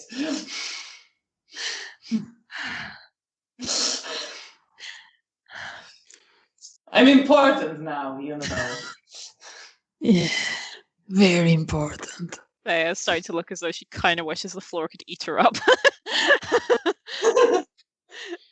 Like, also affectionate, but also a little bit like, like, oh god.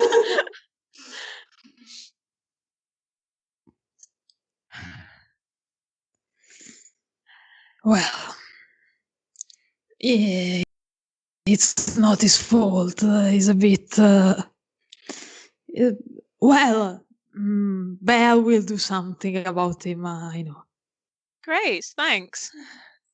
Ability than mine. His visions and mystical gifts are not my field. I only patch the loose ends. Right. Well, I'm not a Malkavian trainer, sorry. I didn't that'd realize. be an interesting job. Yes. I didn't realize that was a job offer. I don't know. Nah, jokes aside, I think he can be very useful. Yes, he seems to have powerful visions. Well, He's a bit poor bastard, if you ask me. He would have cared about all this vision. Poor bastards, because I guess he has, I don't know, was a fun time with adventure to look forward to. Well, not my problem. Yes. Your problem. Yes. It's delightful in a way. When you see a clear shit show, and you know that it doesn't concern you. Like a car crash, you can't help but watch. Yes, I will be. I will be observing that particular car crash very closely. With, of course, only love for you in my heart, my dear Mara. Thank you. I bow. Very. So courteous. Yes, bow before me, the important person. Yeah, I know. I'm making a scene, but I just You wouldn't from be the bottom first. of my heart don't care.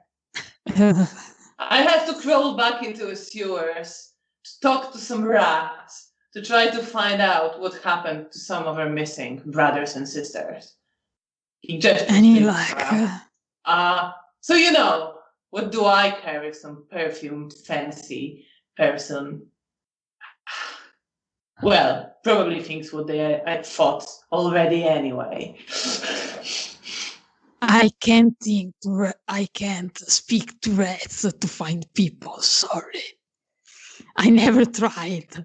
It doesn't seem like a very smart thing to do. But Well, they see things.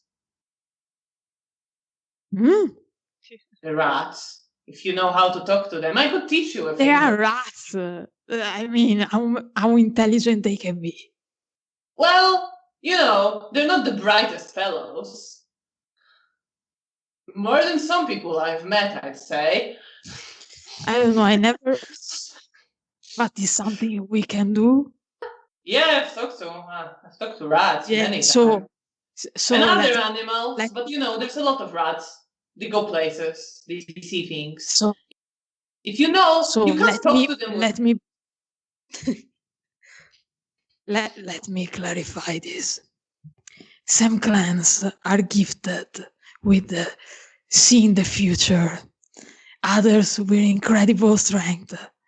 We are gifted with speaking with rats. Well, Oh, our strength I isn't too always bad. I always dreamed about knowing the interesting life of rats. Well, fuck you. One day you're gonna wish you could learn some information that way. Okay, I guess I'll give And it a then try. you come to ask me to teach you.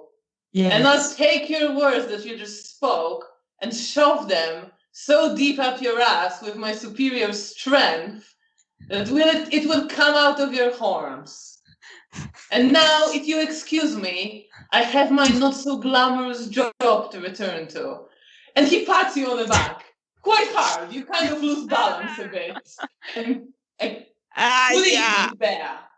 And he nods to you slightly and starts walking away. Good evening. I just look at you with a sort of barely contained laughter. I'm sorry if the first thing that would come to my mind wasn't try to speak to rats. Knowledge is power, however you gather it. Yes. Cool. Okay. But no one will see me learning this thing. I don't want you to watch while I try to speak to rats. I presume you can speak to things other than rats too? Maybe even a dog? Okay, I think I have some people to speak, something to do, I don't know.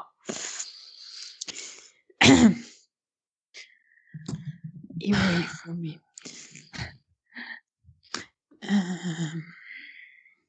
Now I really have to speak. Give me just a moment. I have to say briefly something to. And I nod towards Dominique. Okay. Be my guest. I'll wait for Janina. I'll be very quick. And I I go very very fashionably walk towards our dancing friend.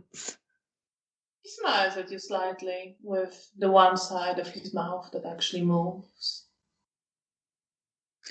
Good evening.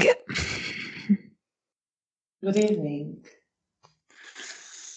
I wanted to ask you if later we could speak, like not here, a bit more in private. Absolutely. Me and Diana will be heading out soon. We'll be at our usual spot. You're welcome to stop by later tonight or tomorrow if you prefer. Let's see if I don't have anything exciting happening again, I'll probably later show up in your private Elysium, if not tomorrow. But what else could happen? And I smiles and I I think you made yourself a star for this evening already. I don't imagine anything topping that. You say this, you just said this. Let's hope. I go back. He just says it's just words and smiles at you. As you start walking away, going back to Diana. But in the meantime, Bea, as you stay on your own, Mara walks away. You see Cornelia, the woman who looks familiar, dressed very formally in the knee-length skirt,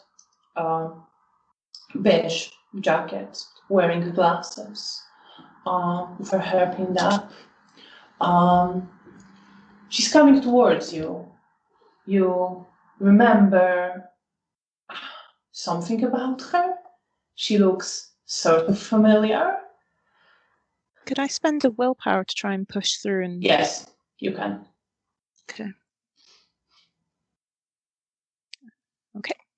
So you focus, and you remember her as Cornelia, who is a sire of your former coterie mate, Martin of Clan Ventral, to whom you talk regarding Arek when you first arrived at Hotel Bristol. And she heads towards you, comes up to you. Good evening. Good evening. It is good to see you again. Likewise, I'm glad to see you prosper. Thank you. My eyes very briefly flick to Mara and then flick back. I spoke to my primogen about our common enemy and about you. And after seeing you here today, he expressed a wish to see you. He invites you and your companions to come to his office. It's in the newly restored building, number 1 Chopin Street. Are you available to come at 10 p.m.? Tomorrow. Yes, of course. Very well. When you get there, Mrs. Archeska will be there waiting for you. She will take you to my primogen. That is perfect, thank you. I believe he has some kind of proposition for you. And hopefully, it will be the first step towards our common goal. Of course.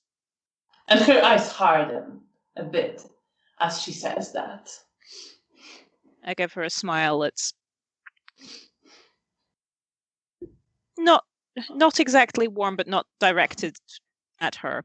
It's a tense. Yeah. I look forward to putting the problem behind us. Indeed.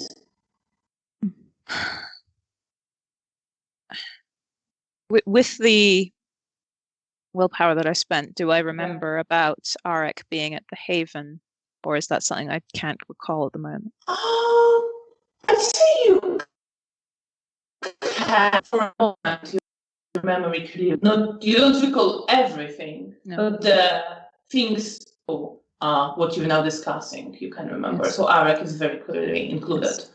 Yes. I don't know whether word has got back to you, but we recently had to leave our previous haven. In our investigations, we discovered that Arek was part of the group that broke into and sabotaged our place. I've heard about that. I am very sorry, but glad you weren't there at the time. Of course. I raised that issue with my primogen as well. He's aware. Very well.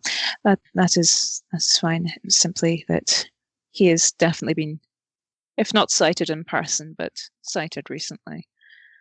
So he is still around. Hopefully soon that won't be the case. Hopefully. Yes. Thank you very much. I look forward to working with you on this. And Have a are you? pleasant evening. Yes, and to you. And with that, she leaves. I pull out my notebook and make some very, very quick notes. Yes. Meanwhile, Janina, you finish talking to Zygmunt.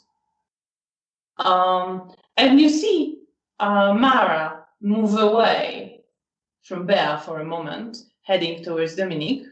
And as you're walking in that direction, a woman Bea spoke to before comes up to her and they start chatting. Is there anything you wish to do? What are you thinking about right now? I'm holding the books and I'm looking to locate both Mara and Bea, and when I see them, I will probably slower my pace, so I let Bea and the woman have some privacy, but I will generally just go there, but just slower, maybe like pretend to look through the book, so I slow myself down like naturally. Yeah. So yeah, Mara, as you finish your conversation with Dominic, for now at least, you see Janina there flicking through the book, and Bea talking to Cornelia. I go towards them. I don't wait for. I'm not so considerate as Janina. So you're going towards Bea and Cornelia. Yes. Okay. So, yeah, as Cornelia is saying that she looks forward to working with you on this, you see like Mara comes up. Cornelia smiles at you, nods her head. Mara. Good evening. Good evening. I came to speak to Bea about a certain proposition and invitation from my primogen. I believe she will give you all the details. Of course. I can wait. I can't wait. Thank you. And she, with a nod, turns away and starts talking to someone else. Janina, you see them now, just Bea and Mara standing. I will approach them. Well, we have an appointment tomorrow evening. We've been invited to meet with the Ventry Primogen tomorrow at 10 p.m. I give them the address. We are in trouble, or no. This is with regards to. I've mentioned Arek before. Yes, I think she did. Yes. Miss Cornelia and I have come to an agreement so that we both wish him removed from the city. Understand. So the Primogen is going to speak to us regarding such a move. Interesting. Finally, something that's more like something that I feel good about. Yes. But let's wait and see. Of course. Have you seen Felicia here? I have not. I was just going to go look for her. There are things I need to update her on.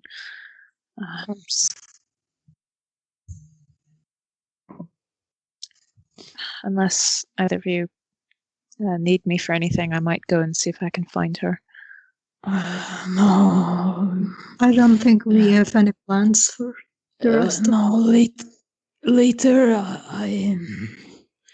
I want to talk to Dominic,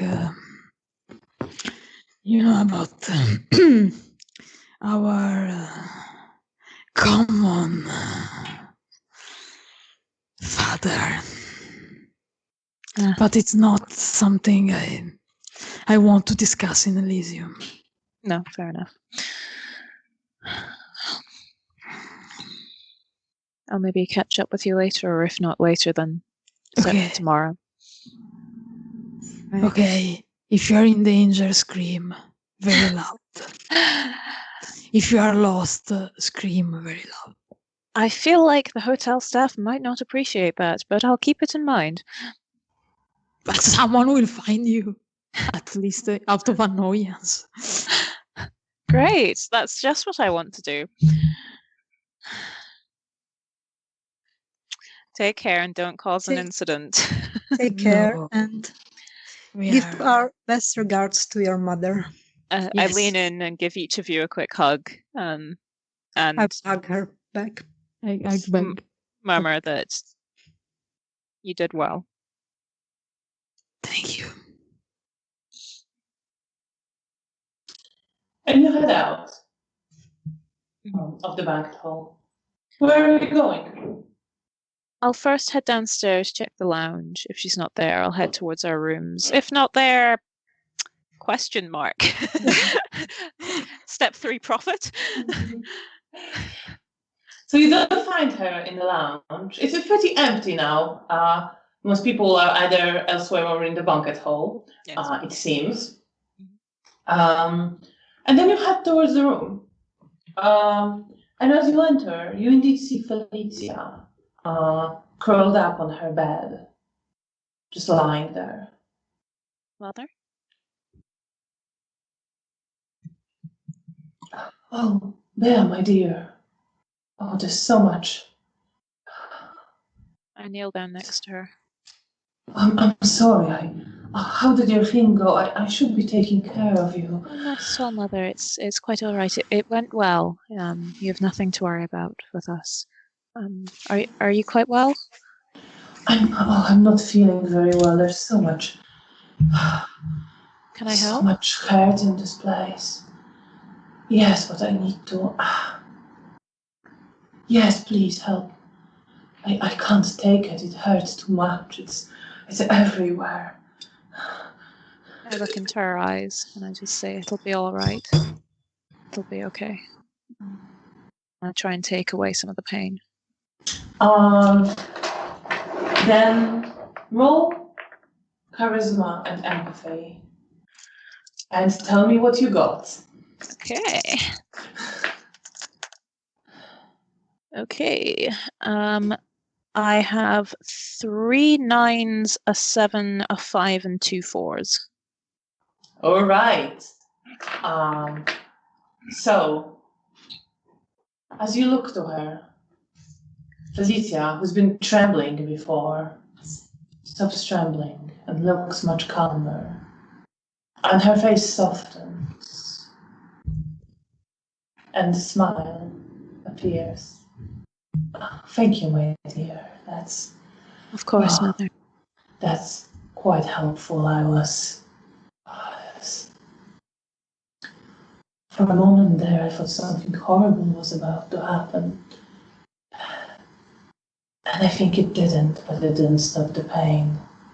But it's all right now. I slowly stroke her cheek.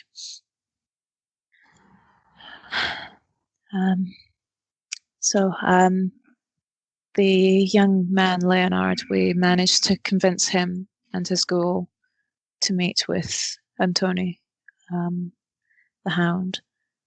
And after some discussion between the two of them, he brought him to meet the prince.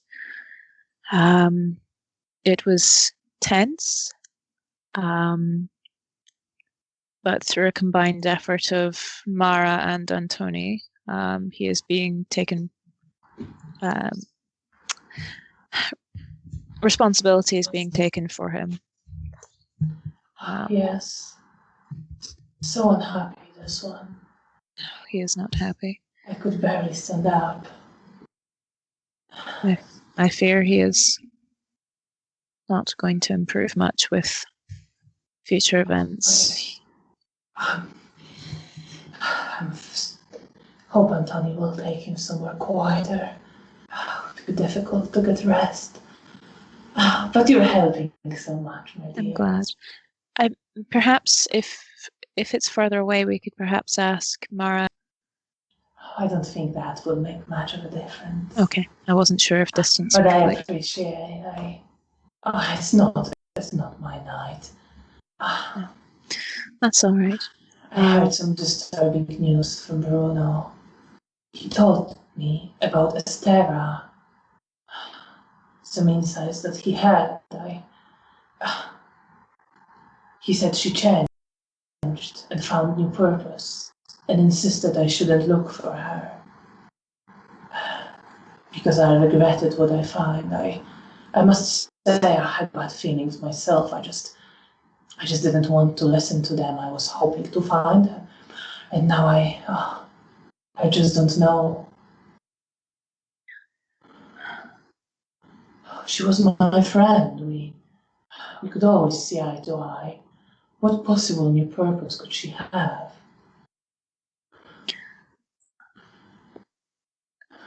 Do you mind if I ask what she looks like, Mother? Oh, no, of course not. She's, well, quite young still. With very curly dark hair. She could never get it under control, no matter how much we tried.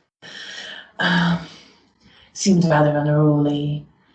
And she gives you a description, a rough one, of a woman in her 20s, very dark eyes, quite pronounced features, rather prolonged face, with this unruly dark hair around her head. There is a bit of familiar feeling to it, but you can't quite place it. I'm going to slowly start flicking through my notebook while we're discussing this then. See if anything jumps out at me. Doesn't quite at the moment. Okay. But you have her description. Okay. What was she also of our clan, Mother? Or was she a different clan? Oh no, she's a bruja. Bruja. Okay. That's fine. Sorry. I just like to make notes, so if I do run across her. Oh, of course, my dear. I was greatly disturbed by that news. Oh. Okay. Poor Bruno, he must be torn apart by all this. At least his child will be allowed to live. Yes, that is a relief. Oh. I fear. I'm glad Mara did something.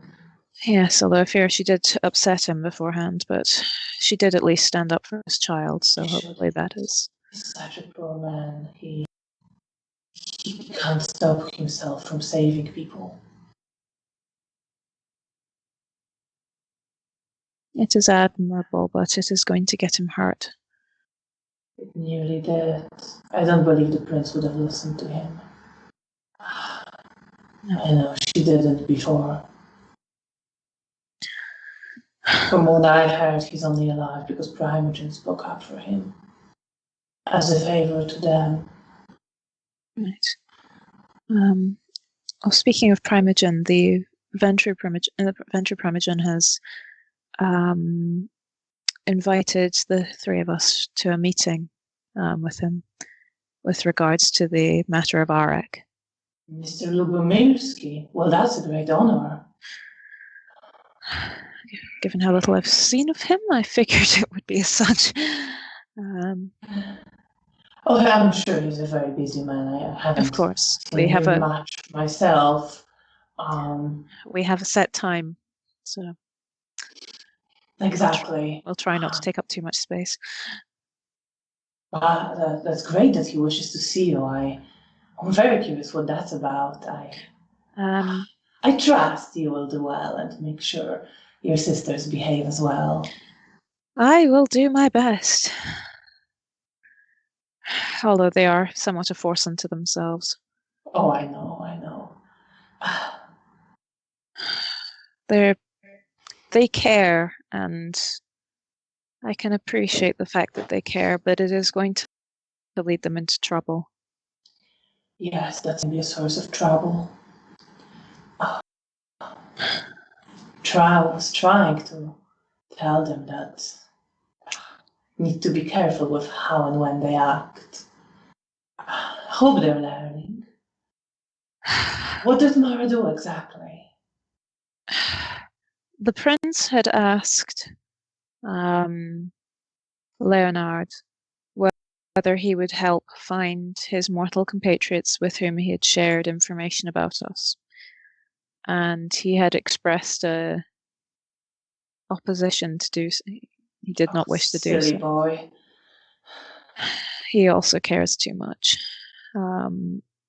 And Mara stepped up, apologized for interrupting, and then requested that consideration be taken with the fact that he is very new, has received an awful lot of information all at once, and needs some time to adjust.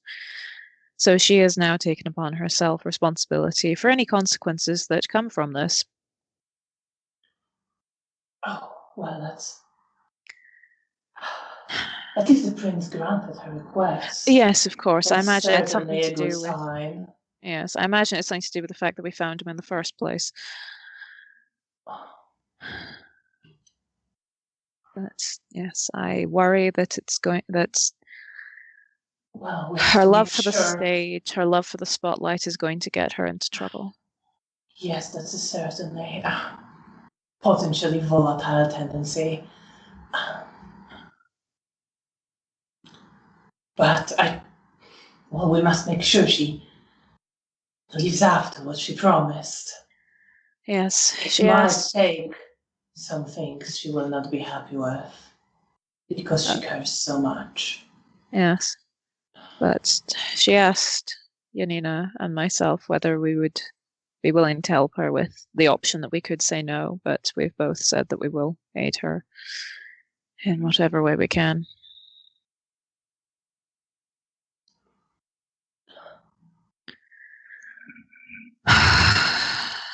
A lot has happened. Indeed it has. Janina seems especially unhappy with the Camarilla. She does not seem to like it here. Well, I suppose it's quite common in her clan. Though her primogen is very respected, maybe. I believe he's taken an interest in her. They were speaking just before I left to come find you. He does in very many people. I sincerely hope maybe he will able to talk some sense into her. From what I hear, most of their clan has left at some point. On rather bad terms. Dear. Well, I can only hope that we can steer her in the right direction. Yes, I trust you can maybe help in that somewhat. Although I know it is difficult. They are so much younger and more sensitive. I might have lost my temper with her earlier this evening, which I regret. Oh, my dear, you have right to feel upset sometimes. I'm sure she won't hold that against you. You'll patch things up in no time. I'm convinced of that. Thank you, Mother.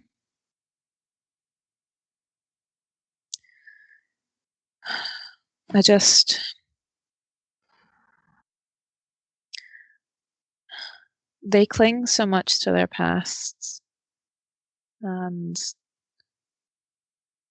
they occasionally try to take an interest in mine, and then I have nothing to share with them. And I thought that was fine, but it keeps getting brought up.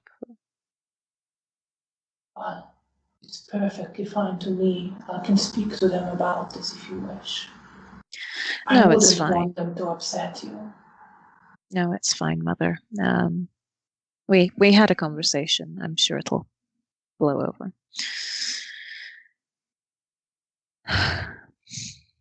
Oh, I understand now why you're upset. But I have something to make you feel better. And Okay. she reaches into a drawer and pulls out a little crystal cup that is very familiar. And a little knife with which she cuts her wrist. I And knew it. pours some blood into the cup and hands it to you. That's for you. You've done very well. And you need something to Thank feel you, better. Mother. For me, you're perfect as you are, my dear. Thank you, Mother. And I drink it. And it tastes delicious. It always does. It does. So much better than human vita. The best thing you tasted. Meanwhile,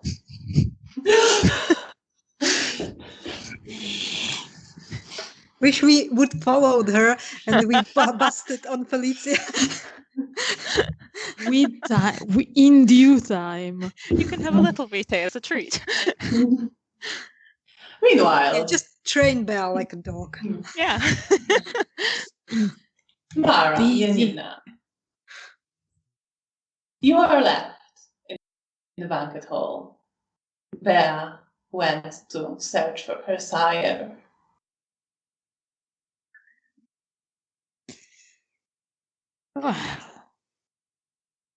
Well. Do you want to speak with anyone here? Or you want to go somewhere? Later, I'll probably speak with Oh, yes. with Dominic, but not in Elysium. So till then, You see You Bruno have idea? heading your way. Very slowly, still kind of shaking. Mara stops and waits, drops her joking with Janina and turns to him. He comes up to you with the help of his ghoul, who, well, doesn't quite touch him and doesn't quite lead him, but on the side Okay. at the time, watching him with total admiration. And Bruno comes up to you, leans on his cane a bit. You see his fingers tremble as he clutches it. And he looks down. I would like to thank you. I was emotional earlier. You said some things that were very hurtful. But I know you care about my child now. And I'm sorry.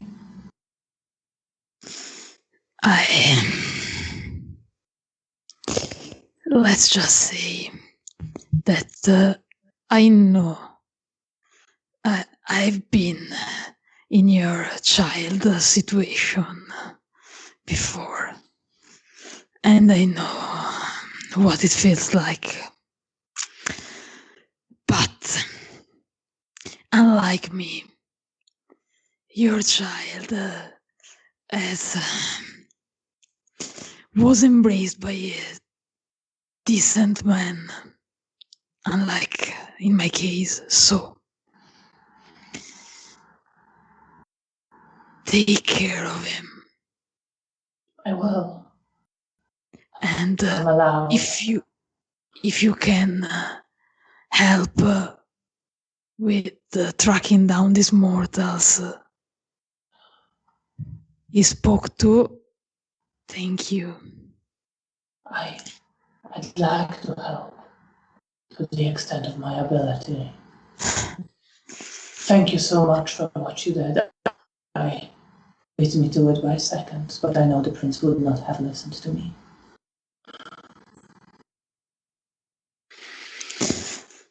Well, there are other child we had to worry about, or is the last one? There are many. I'm dead. It was a terrible time. I know what I did is irresponsible. And I know you misunderstood something. I never intended for any of them to be abandoned. And I kept several of them. Leonard ran away.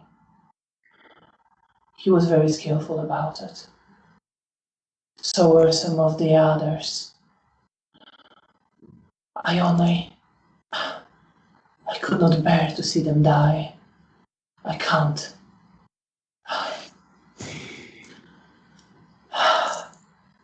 Okay. It's something I can't bear. I really appreciate what you did. You have my gratitude for that. Well, I know it's spun out That's of control, and I've learned my lesson. And I don't know if I regret giving them more time, but I regret that I wasn't able to save them.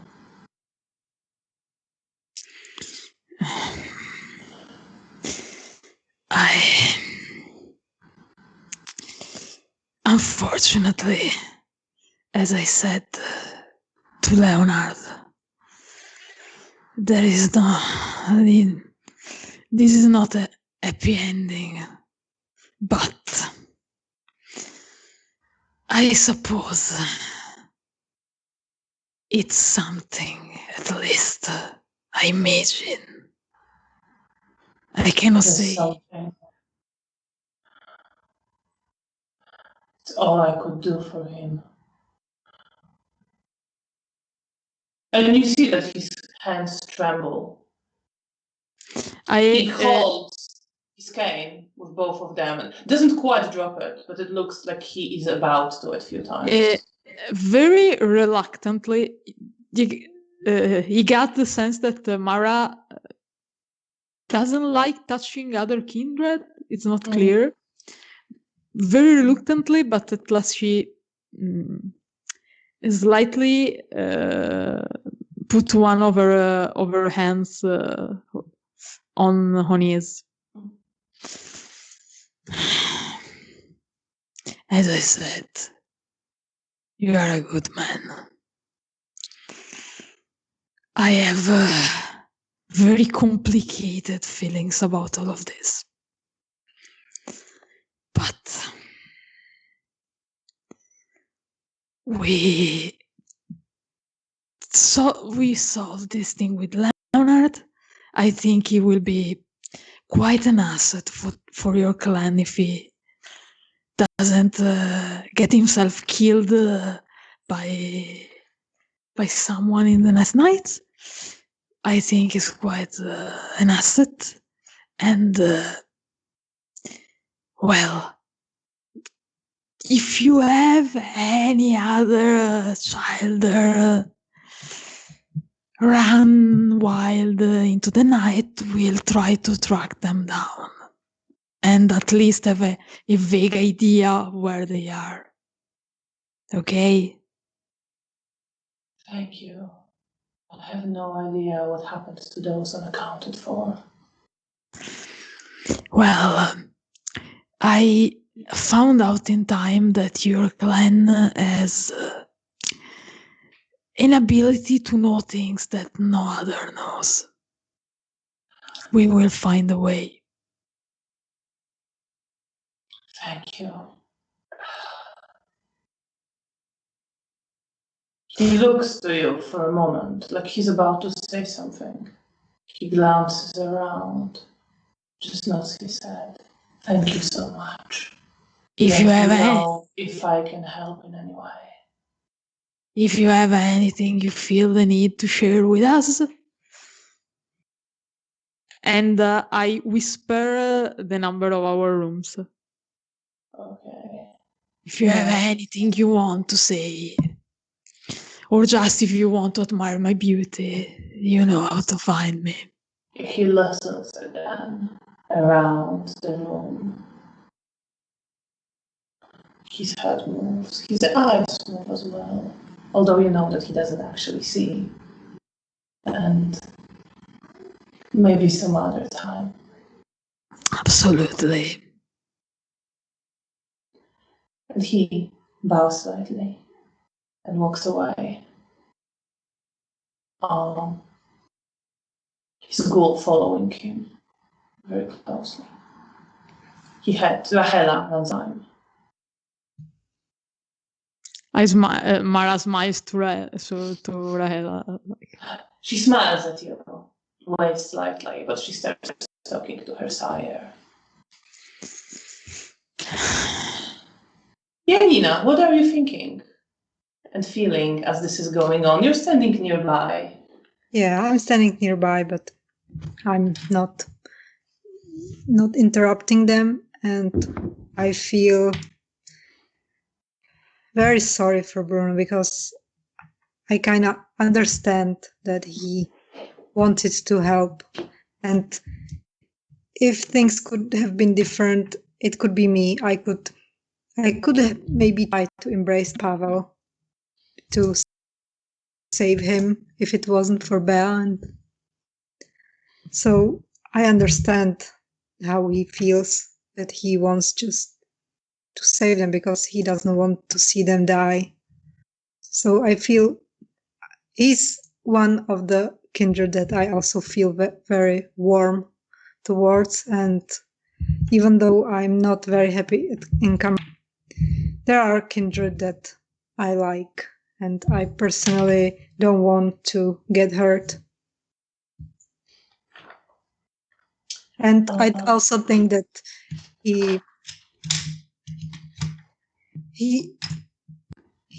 that I appreciate that he went to Mara and thanked her here in public.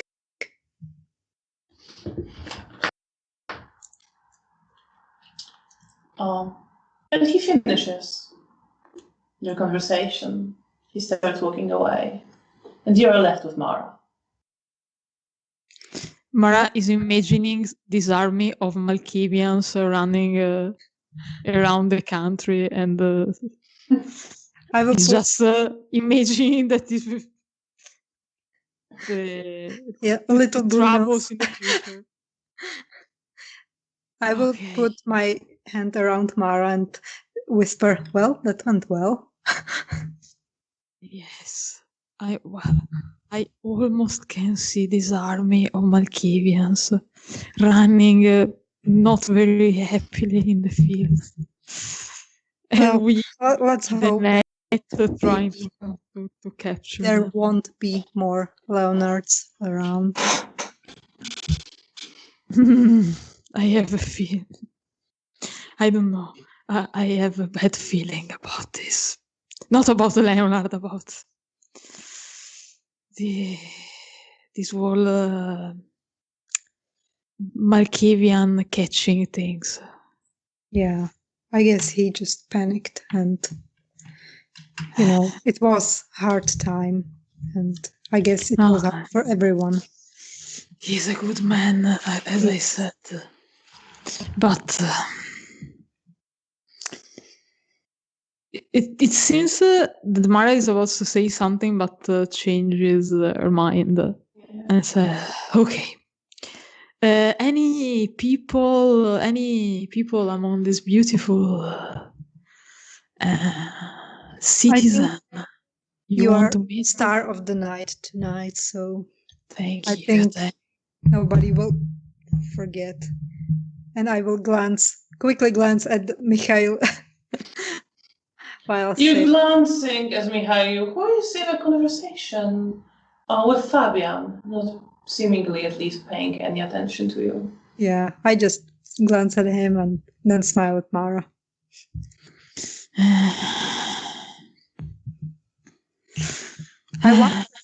I whispered to her, "I wonder if there's gonna be poems about you right now being thought of."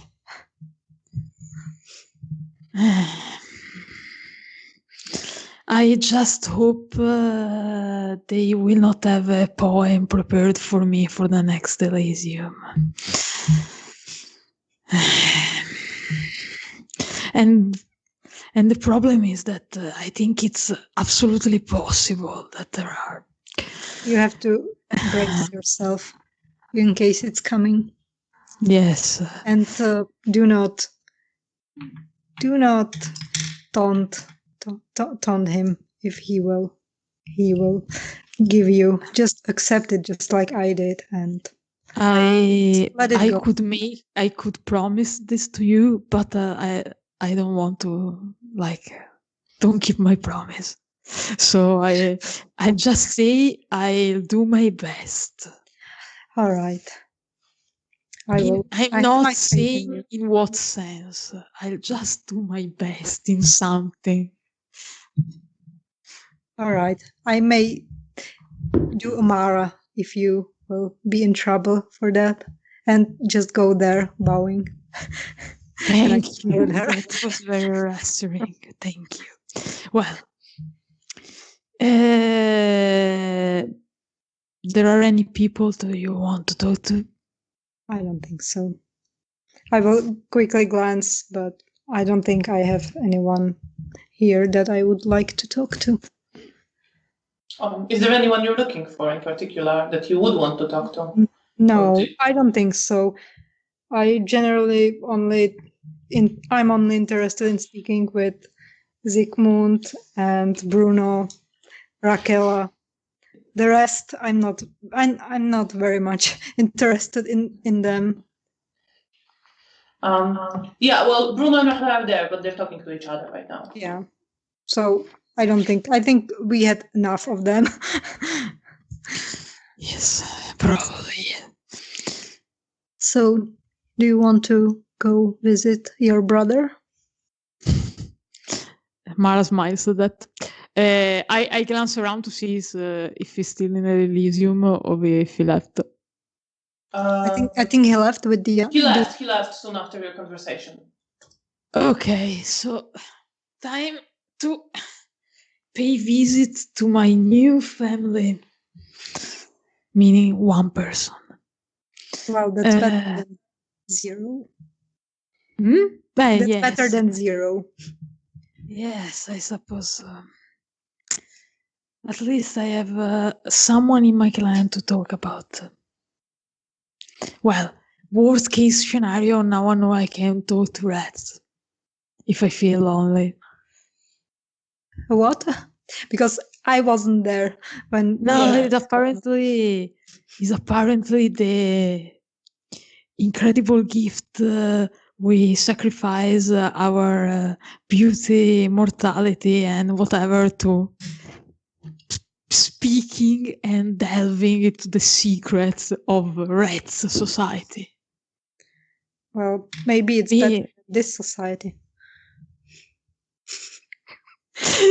Mara, I'm assuming you're talking as you're walking towards the meet, or were you still in the banquet hall? If I said something like this, I would say it like very like quietly, just like for Mara's ears. I'm not like talking around. If we are not in the Elysium, I just laugh. Mara just laughs at that. Okay. Yes, you're very right. And we do you want me to go with you, or should I return to our room if you want privacy?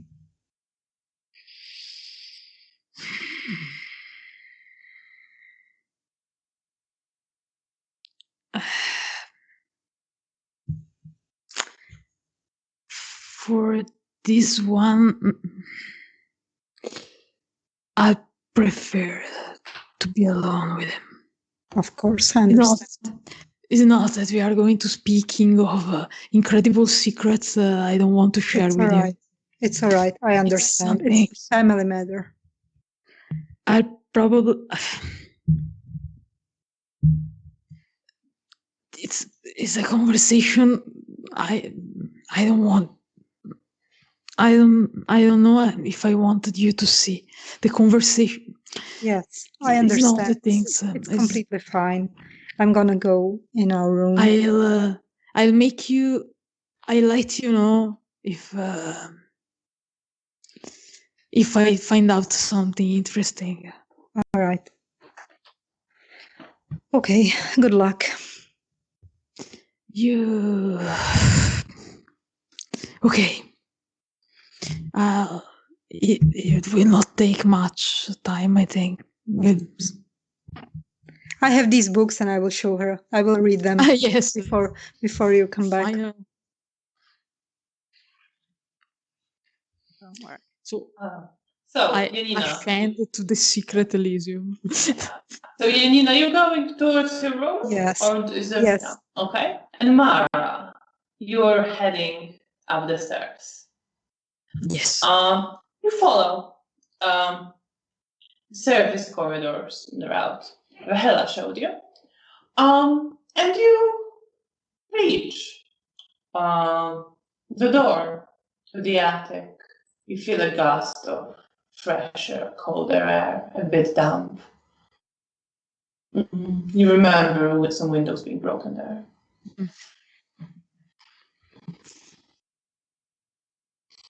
I enter, or it's we didn't knock or something like that the other time. No, Rahela just opened the door. Okay, I opened. Hoping there will not be like a party, so the whole secrecy of the things. No, you go in and you see Diana and Dominique sitting on the floor, talking to each other. They have some pieces of paper that they're looking at. As you enter, they both smile. Diana says, "It's good to see you." Likewise. Sorry, my interrupting something. Oh no, we're just looking over my new composition. Still unfinished work. And she like shows you, and you don't really have a time to examine it closely, but you see it's musical notes that they've been looking over. I look at the toreador very intently for a few seconds, and then would you be interested in playing for the radio? The radio? You mean Yes. like general Polish one with mortals? My friend let's say that I have friends there. I like to pay a visit and speak at the radio sometimes. I would love that very much. Thank you. I miss sharing my music. I get the feeling that was the case, and God only knows if we need more beautiful music in this world.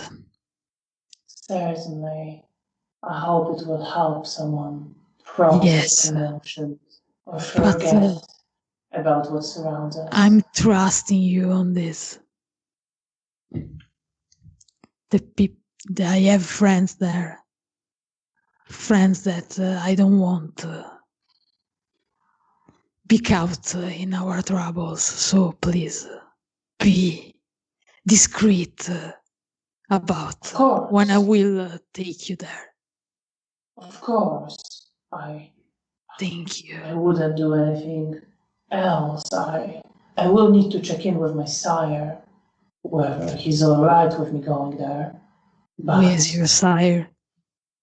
The sheriff. Okay. No problem. The sheriff is okay. She smiles a bit. Glad you approve. And she gives you this a bit mocking smile. Perhaps, yes, I mean, is the world is divided from my a few days experience in our society. The world is divided in okay toreadors and the other toreadors. He's in the okay toreador section. Well, as I said, I'm certainly glad you approve. I hope I make it into an okay section as well. I mean, you could. I didn't know you could have been. Not all the toreadors. I don't know why. It's a mystery. She raises a finger and just puts it on your lips. I'm not offended. But maybe now it's time to stop talking for a while. I appreciate Okay. your offer. I would very much like to perform. I will ask my sire if he's okay with that. But I'm sure he won't mind, and I assure you, I won't cause your friends any trouble. I would not want harm to come to anyone because of me. Don't worry. As much. I didn't mean to be rude. I just have some bad experience. She raises her finger and touches your lips again. I said bad experience. I didn't say things I might regret hearing.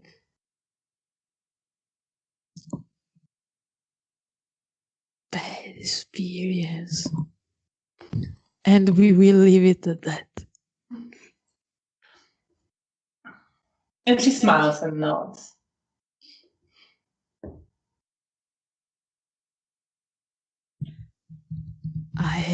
Let me know. Well, you will see me here again in the future, so let me know as soon as. Absolutely. Your great sire will tell you. No, I really like him. I'm not joking here. I really like him. She smiles and shakes her head a bit. And she puts away the papers she had, kind of under her arm. Well, Dominique, I believe your sister arrived, and she has lots to share. I will get going. I'll work on the things you pointed out. You're right, it's not quite right for dance, maybe. But I'm sure in a few days we will be able to practice this one.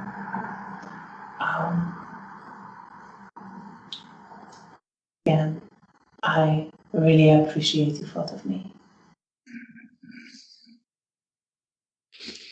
She nods. Yeah. And she nods and she starts going towards the exit. The moment she starts to go away, Mara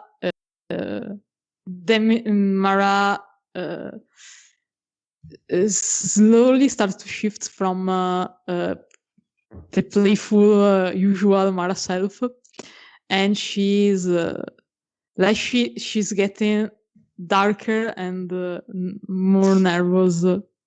Like her smile drops. All right. So your smile drops. And we'll get back to that. But meanwhile, Bea. Your sire's Vita tastes wonderful as always. After that, Felicia takes the cup, goes to the bathroom and washes it. Then she has a little handkerchief she dries it with and puts it back in the drawer. How are you feeling? Better. More grounded. I'm glad. Oh, I did have a job I was needing to do. And I pull out my map and put it on the floor and go to kneel on the floor next to it. I turn to look at Felicia and say, there's been visions and omens over the last short while of a darkness in the city. It's coming closer and it's going to be here soon. I want to see what else I can figure out about it. And then I go into my bag and pull out some coins and just hold them over the top of the map, not particularly far, because I don't want them to go flying everywhere. And then I just drop them a very short distance and see where they land and where they swirl and what roads they go over. All right. So roll me your perception and awareness with difficulty 8. I might spend a willpower on this, although I'm starting to get quite tired.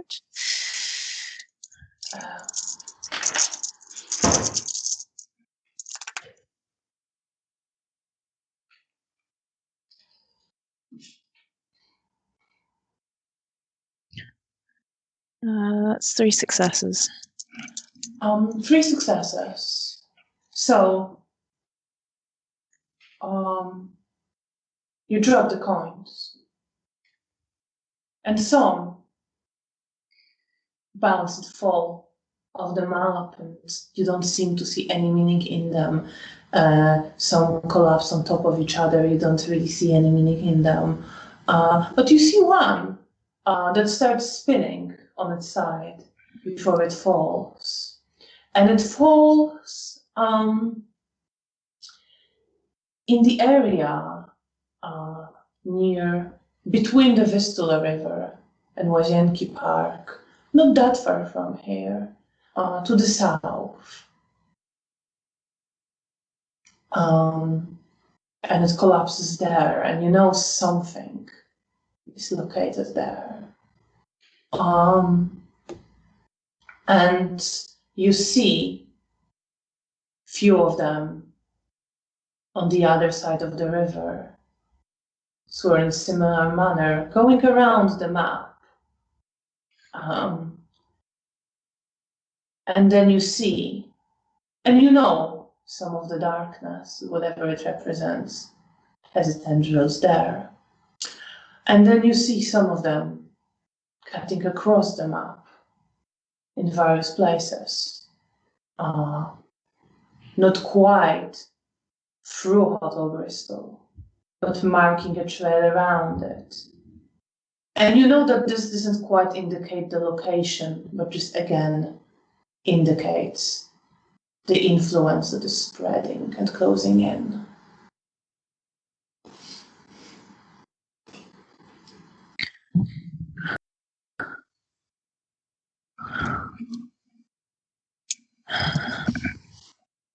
I need to share that with someone.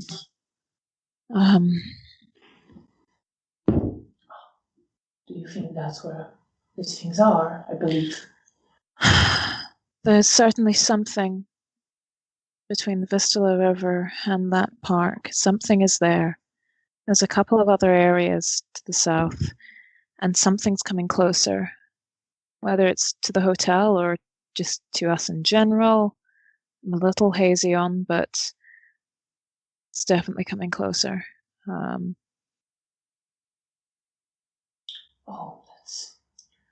Yes, you should definitely share that.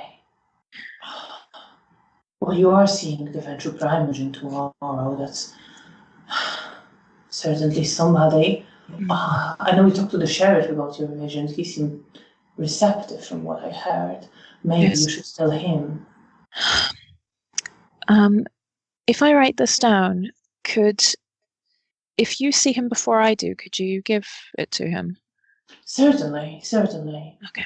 I write it as neatly as I can, my rough summary, and note out the places that I have definite locations for, as clearly as I can. Right. If not, if I don't, if either you or I don't see him by the time I get back from the meeting with the Ventru Primogen, I've got a couple of people that I could speak to ask for his whereabouts. Oh, of course. Felicia makes some of her own notes as well to like better visualize where these places are for herself. I leave the coins will, where they are. Yeah, I will look for him certainly tomorrow. Excellent. I'm due to meet him, the Ventru Primogen, tomorrow at around 10 p.m., so it'll be relatively early. But that is at least a location, although I'm not sure what's going to happen to anyone that goes into that area. Well, there's never a way of knowing until someone tries, I suppose. I just hope they won't send you in there. Send Felicia. Rude. You're not there. You don't know any of this. It's me as a player.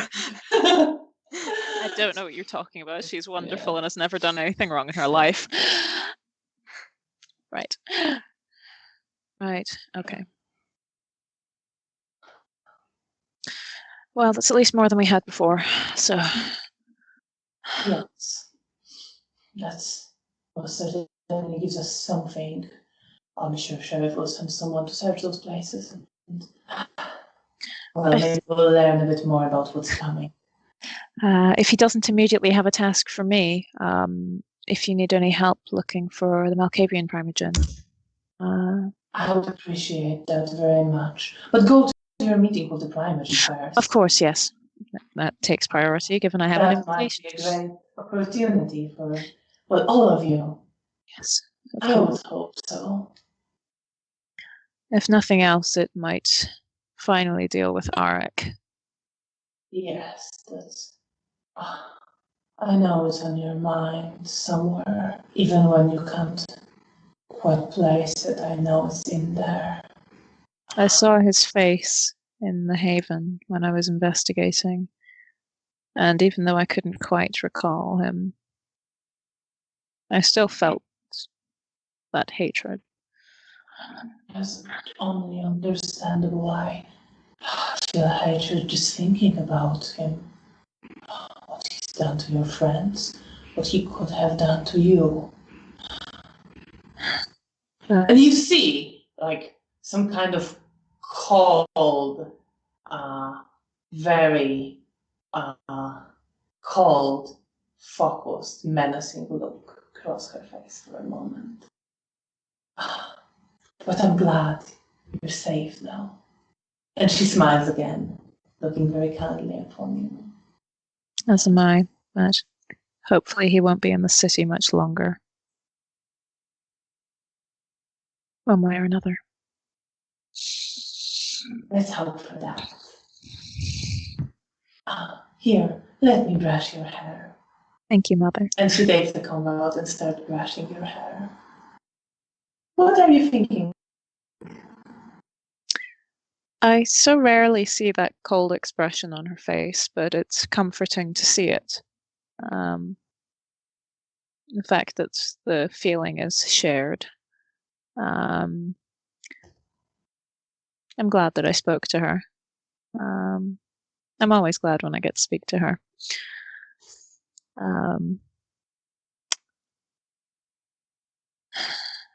And hopefully this will mark an improvement for us. I can dream. I'll leave tomorrow. And you sit with her as she calmly brushes your hair, humming some tune to herself, very quietly. Janina, you went back to your room. Yes, and I will start sit on the bed and look through the books. I think first I will start with the essay he wrote. So you glance through the essay. Do you wish to read it all, or do you I will probably start reading it, and depending on how much interesting it will be, I will either like skip for a bit, or I will really like read and then stop, because when I like need to process what's written, so I could like contemplate. So you start reading, and it opens. It's called Unhumanness, and it opens with a note on the term used to describe this quality that some refer to as humanity, some as human heart, some as the essence of a soul. Sometimes it's known simply as decent and noble outlook. There is a bit of reflection on what it actually is, and various ideas and hypotheses people put up. Some say it's righteous living, some say it's closeness to God. And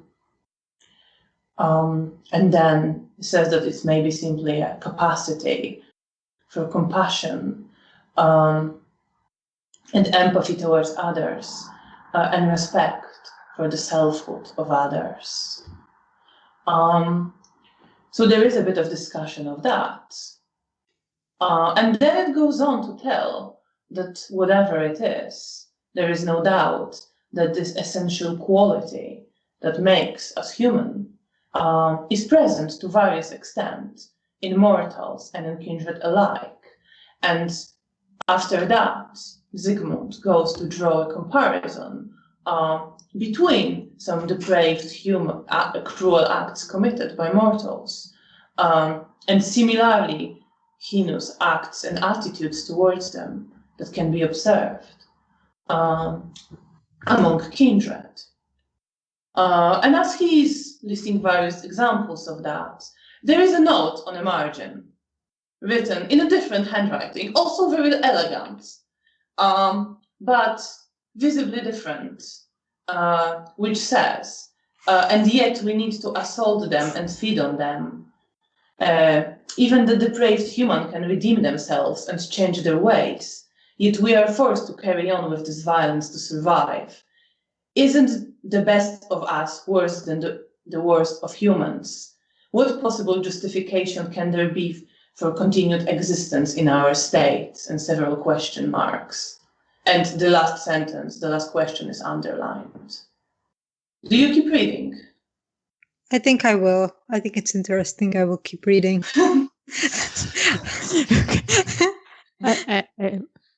So, as you keep reading, the essay written by Zygmunt, going back his handwriting, proceeds to discuss that while there is no such effect in mortals, the change in humanness appears to affect kindred physiology, something he describes as a mystery that, at least so far, escapes scientific explanation.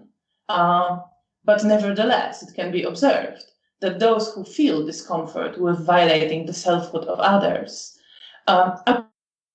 those who feel appear more lifelike, and those who stop feeling it become paler and more corpse-like, unless they make an effort to mask their condition that marks Did I ever their see deprived state. Bea without makeup? Lucky haven't, because she very carefully puts it on before she even goes back.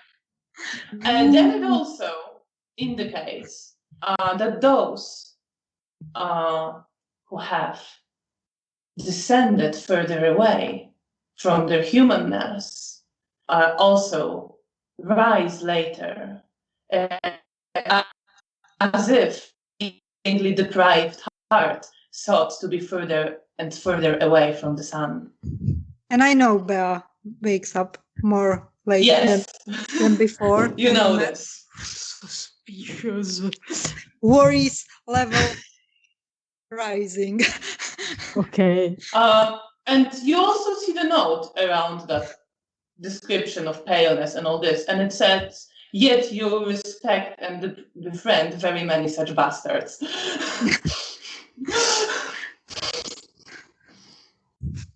Do you keep reading? Yes. What are your thoughts at the moment as you read this? You've read I two think notes. first I started to read it because I was generally like interested in what Zygmunt has to say and thinks about it. But when I see the child's notes,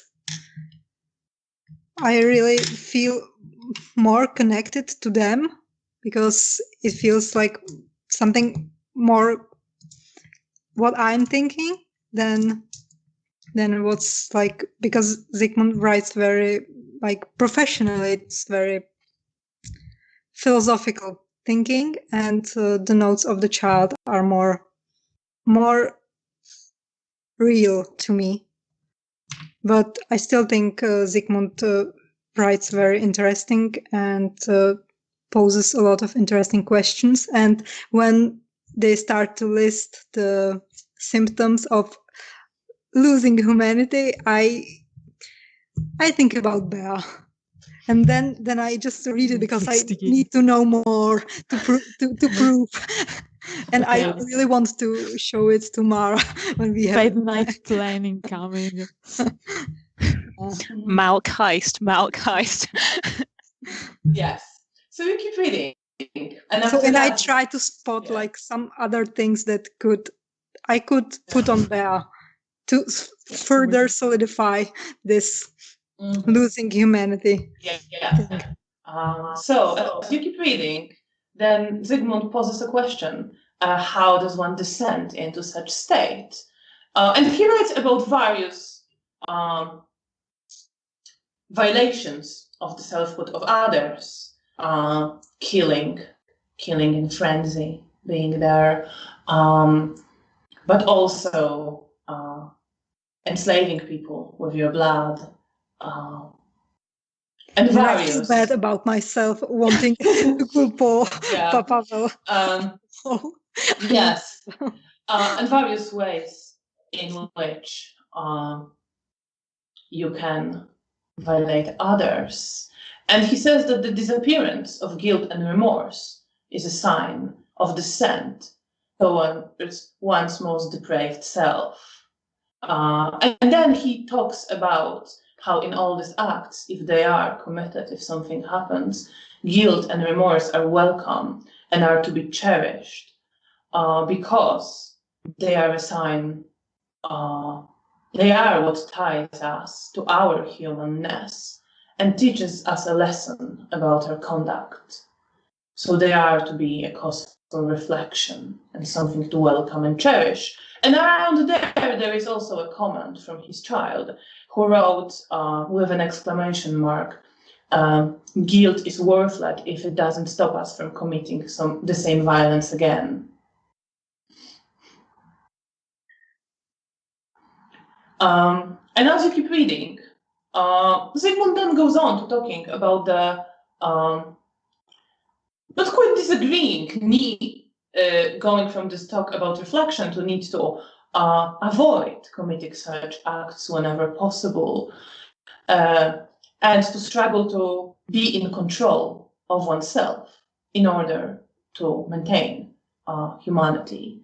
And he goes on to say that this is especially hard for those of the Bruja blood, since their volatile vita makes them especially prone to losing control to their basest instincts and impulses that some refer to as the beast. And you have a note from his child again, near there, which says, this talk about some beast is bullshit and a comfortable excuse. It's all us, not some evil beast, but I'm sure it's convenient to think otherwise. And then Zygmunt proceeds to write that being always in control is crucial, especially for us, the Bruja, even more so than for other kindreds. And there is a need to train that quality of character and pay special attention to take all the precautions. He writes a bit about how greater hunger makes it more likely to succumb to the beast, cause harm regret. And then he writes that with time, this harm would stop regretting, sliding away from humanity. And at the end, he makes a note that while such slide can be reversed, and some kindred have been known to come back closer to their human quality, the process is arduous and lengthy, especially so for kindred who is already so depraved that they rarely feel guilt or remorse. I will start to think of occasions when Bea felt remorse or guilt. I don't think you quite know. At least, from what, if she ever expressed it in a way that was not cold and calculated. Because she's always so professional. Would there have been something like this? Usually, if she's ever done anything that hurts both of you emotionally,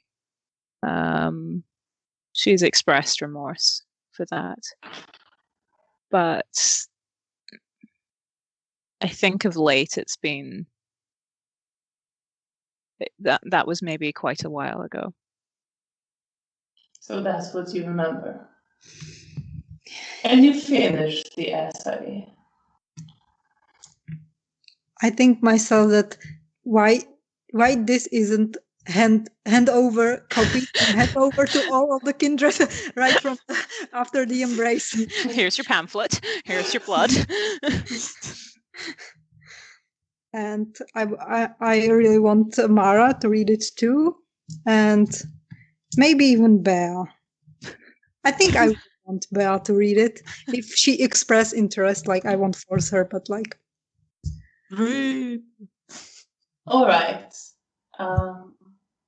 So you're there, worrying about Bea, thinking back to the situations where she expressed remorse and thinking on the essay that you've just read, with comments from Zygmunt's child.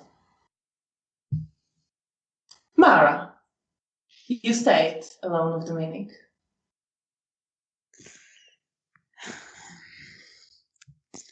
Well,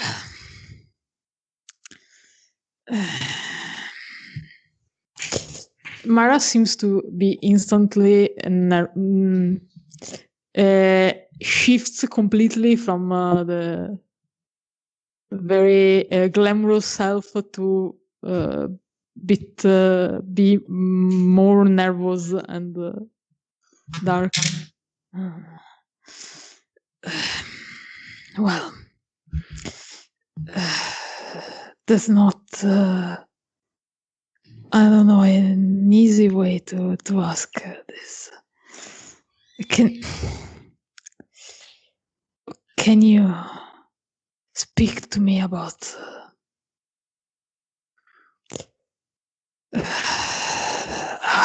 our father, I suppose, our sire?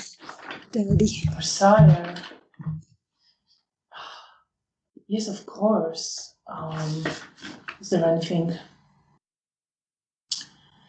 Is there anything specific you wish to know, or just what it's been like between us? What? How? And she gestures at him. How? He came to me first as an admirer of my work. He frequented the theater, the opera.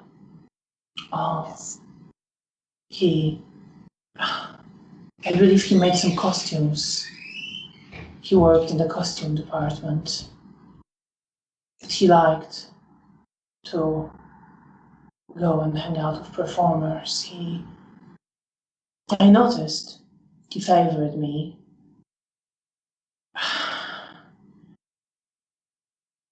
Because he started making my costumes more elaborate. He was there on the occasion that he wasn't a regular.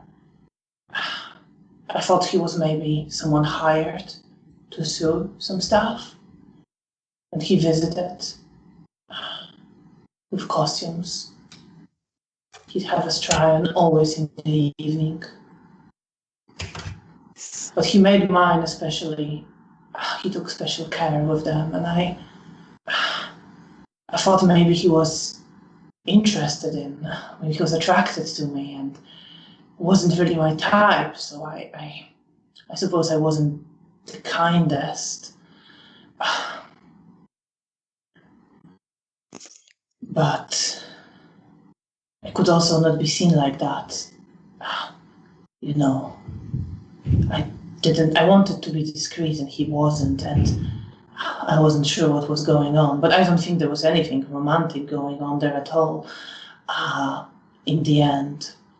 And then one day he followed me. I noticed him following me home, and I tried to tell him to get lost, but he was so strong, and we struggled a bit. We had a fight, and then I woke up like this. And he told me he kept talking about how much he admired my talent, but I hated him. I couldn't stand to look at him. He wanted me to perform. He made me a costume, a new one, and it was beautiful. I must admit it was beautiful, but I had it stashed somewhere here. And he starts like going to some crates, like in the corner, and rummaging through some stuff there. And it pulls out a pair of trousers and a shirt, or like shirt tunic. And you see it's made. They look like something that was among the costumes of my company too. No. Okay. No, not at because all. He didn't do costume for me, if I remember. No, that I he know. didn't do costume for you. At least that I know. Okay. No, he didn't do that. It looks like nothing you've seen. It looks very elegant. It looks better quality than the stuff you could get at your small theater. The materials it's made of, it's very fine.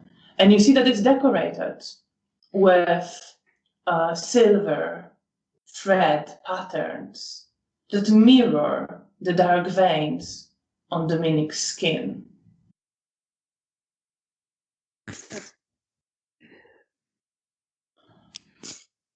So he gave me this, but I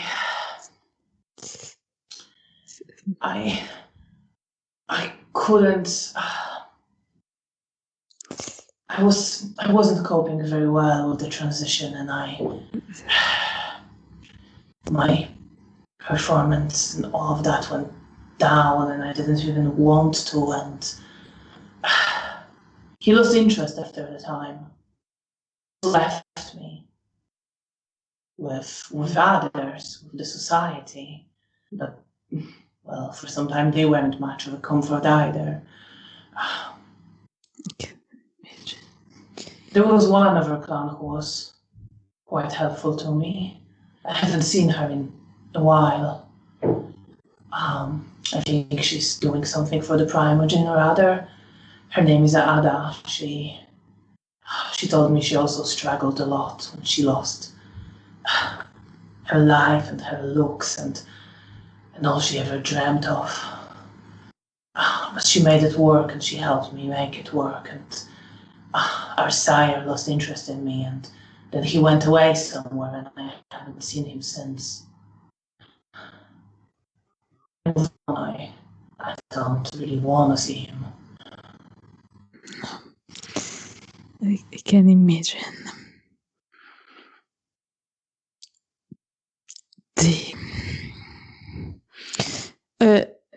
For a moment, she had a kind of a strange look when she looks at the dress, at the clothes that are bought fascination and horror. It's almost like she was scared of them. So she looks at them with a strange expression, and then she starts to like avoid looking at them. I see.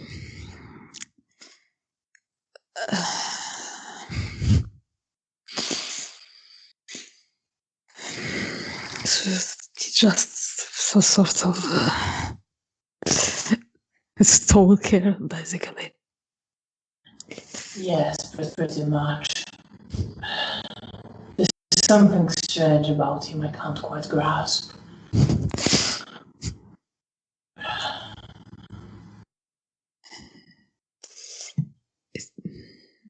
Yes. I don't. It's.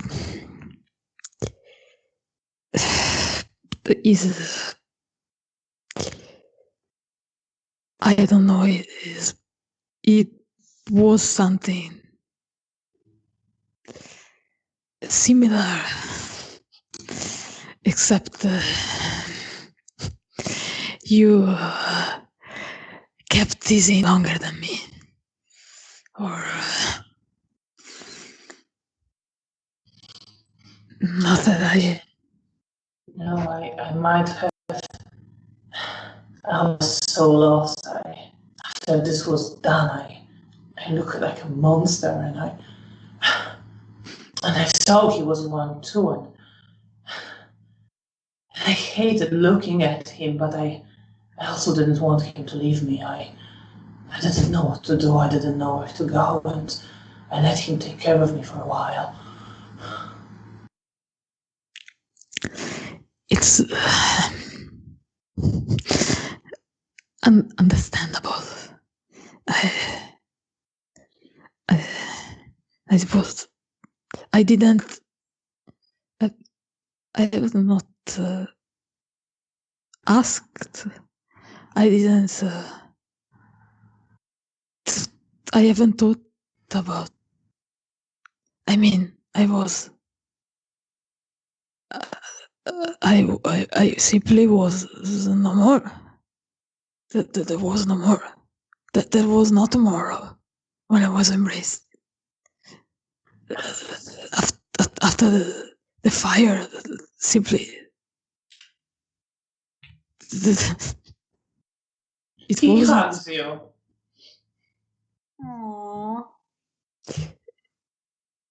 For a moment, she go completely rigid in, and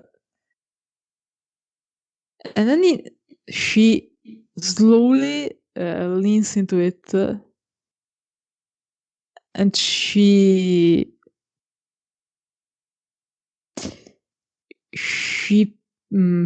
put her head on her shoulder, on his shoulder.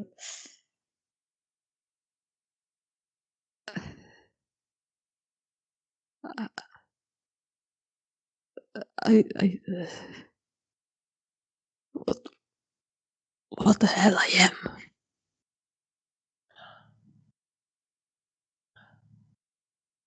I think you're a good person who had a horrible thing done to her.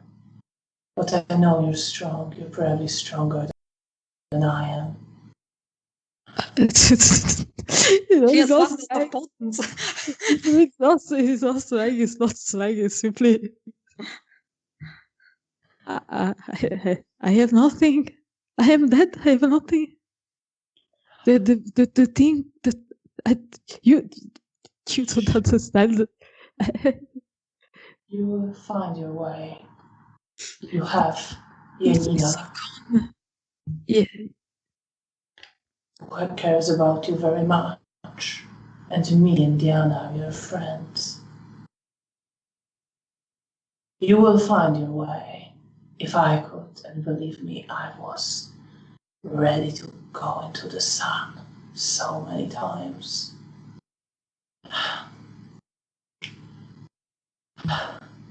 But I found something to keep me going.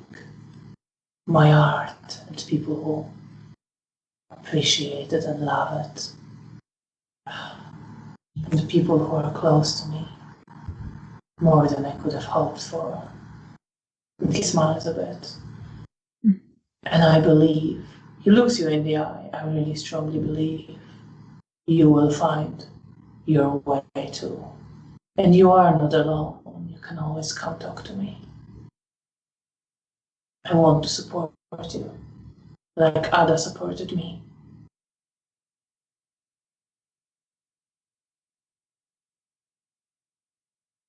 Thank you. You think, okay,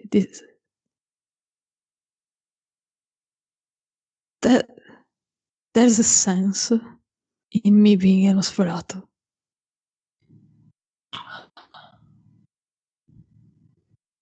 If you ask if there's like some deeper meaning behind anything in this world, I don't know, but I think you can be a magnificent Nosferatu.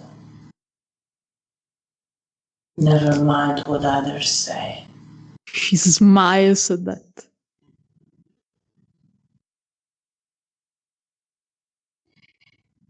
She looks at him. If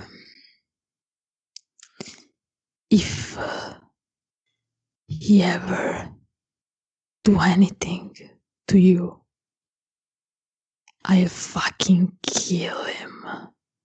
Like I should have done that night. Okay? You have. Appreciate it. Because you are a magnificent Nosferatu too. He smiles and looks down a bit.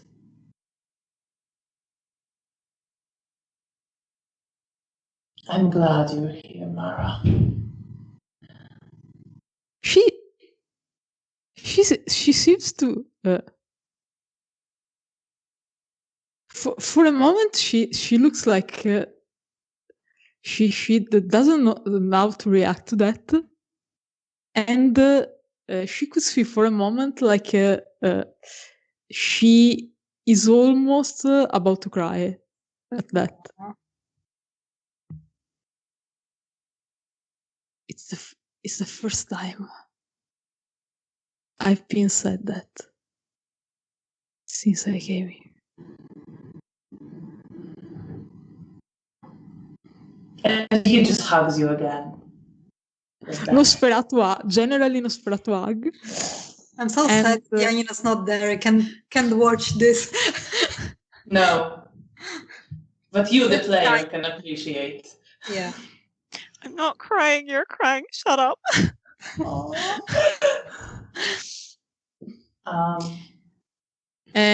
She hugs and she whispers to him very, very slow.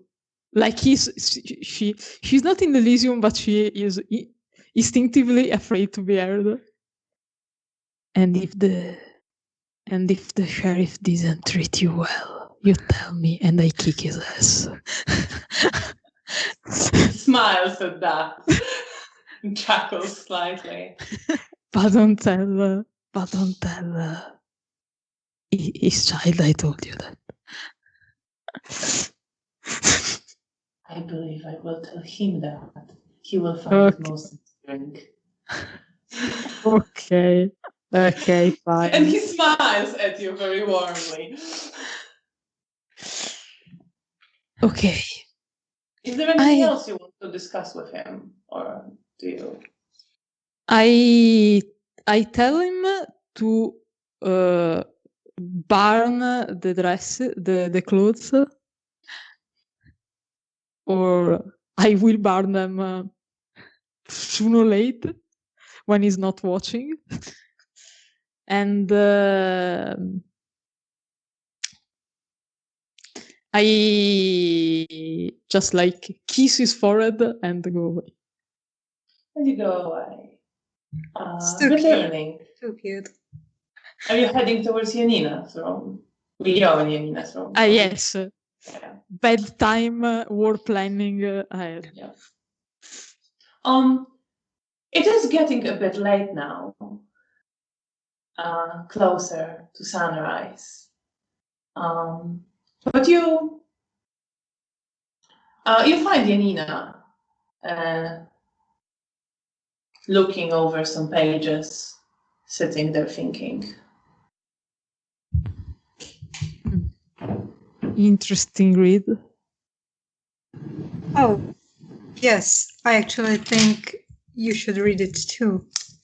And I think Okay. Bella especially should read it. Okay, this sounds serious. What about you? How did it go with Dominic? Not how I expected. He is very well. We establish our side is a creep, and that's okay. I mean, it's not okay, but I think at some point I will fucking kill him because he cannot keep stealing the dreams of the people.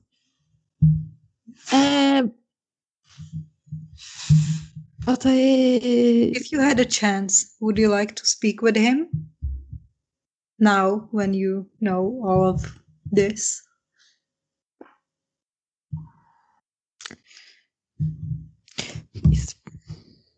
A part of me want just to kill him for what he does in general, not just me.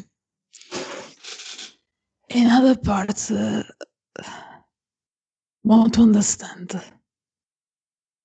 but it's I don't know. But my brother is nice. Is more than nice.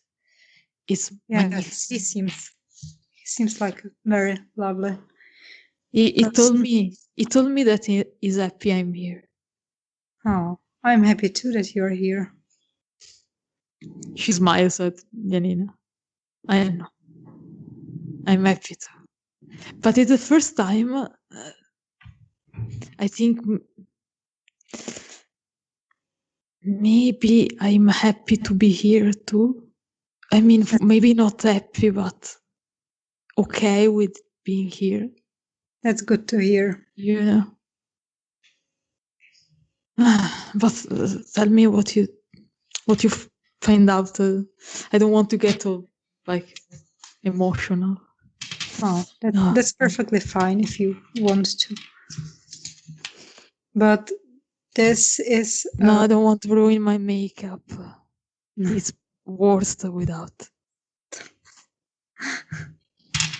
All right. So the Bruhap Primogen gave me this essay he wrote, and his child. Do I know his child, or did he mention him? No. Not really, no. But now I want to. The child, the legendary child.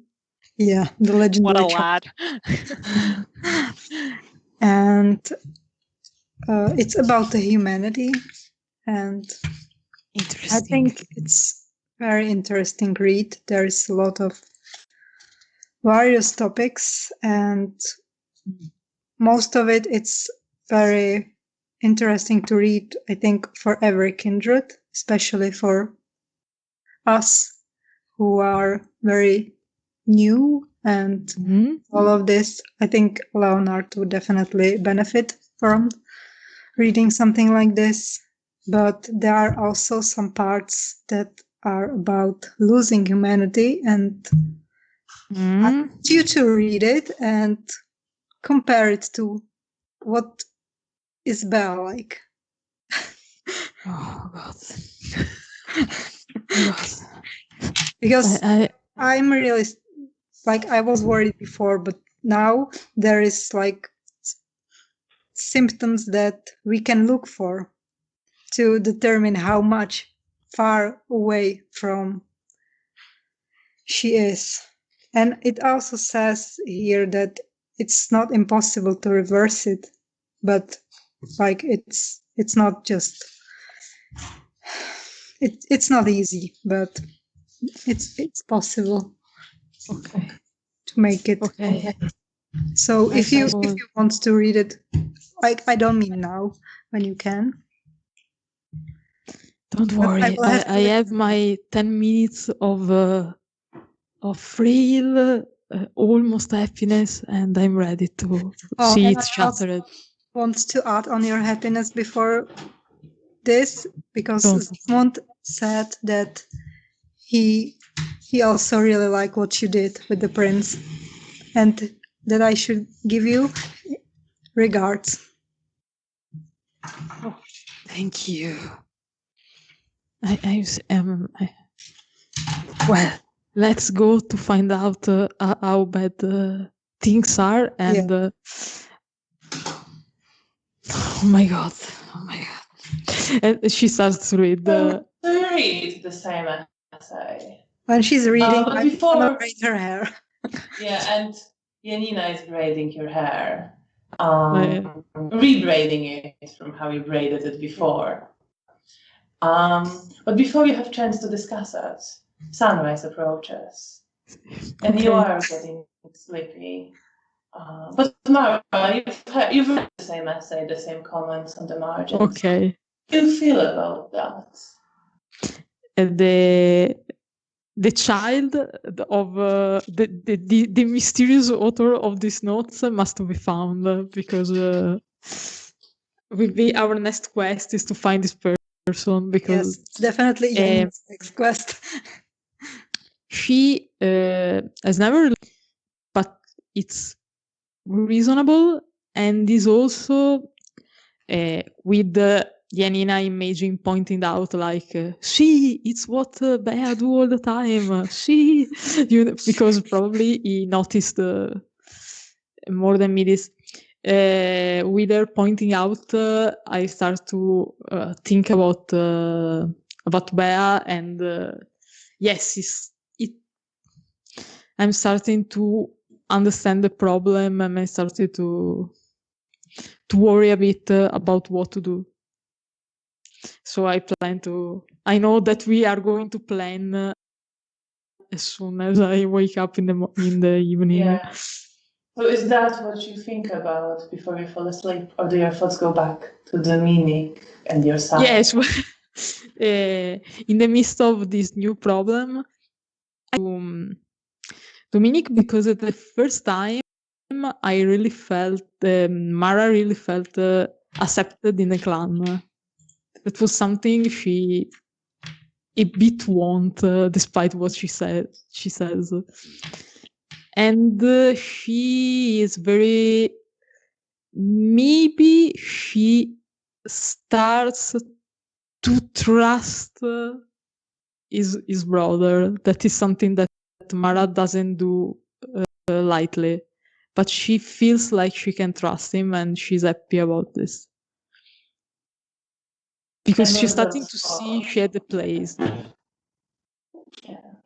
And with those thoughts, you drift away into sleep. Janina, what are you thinking about I'm thinking before about you fall asleep? the essay and the various bits that interested me, and I really want to find out the name of the child and to maybe like follow up on these notes, because they really speak to me, but also like the generally like the humanity thing, and also Belle. That's always on my mind.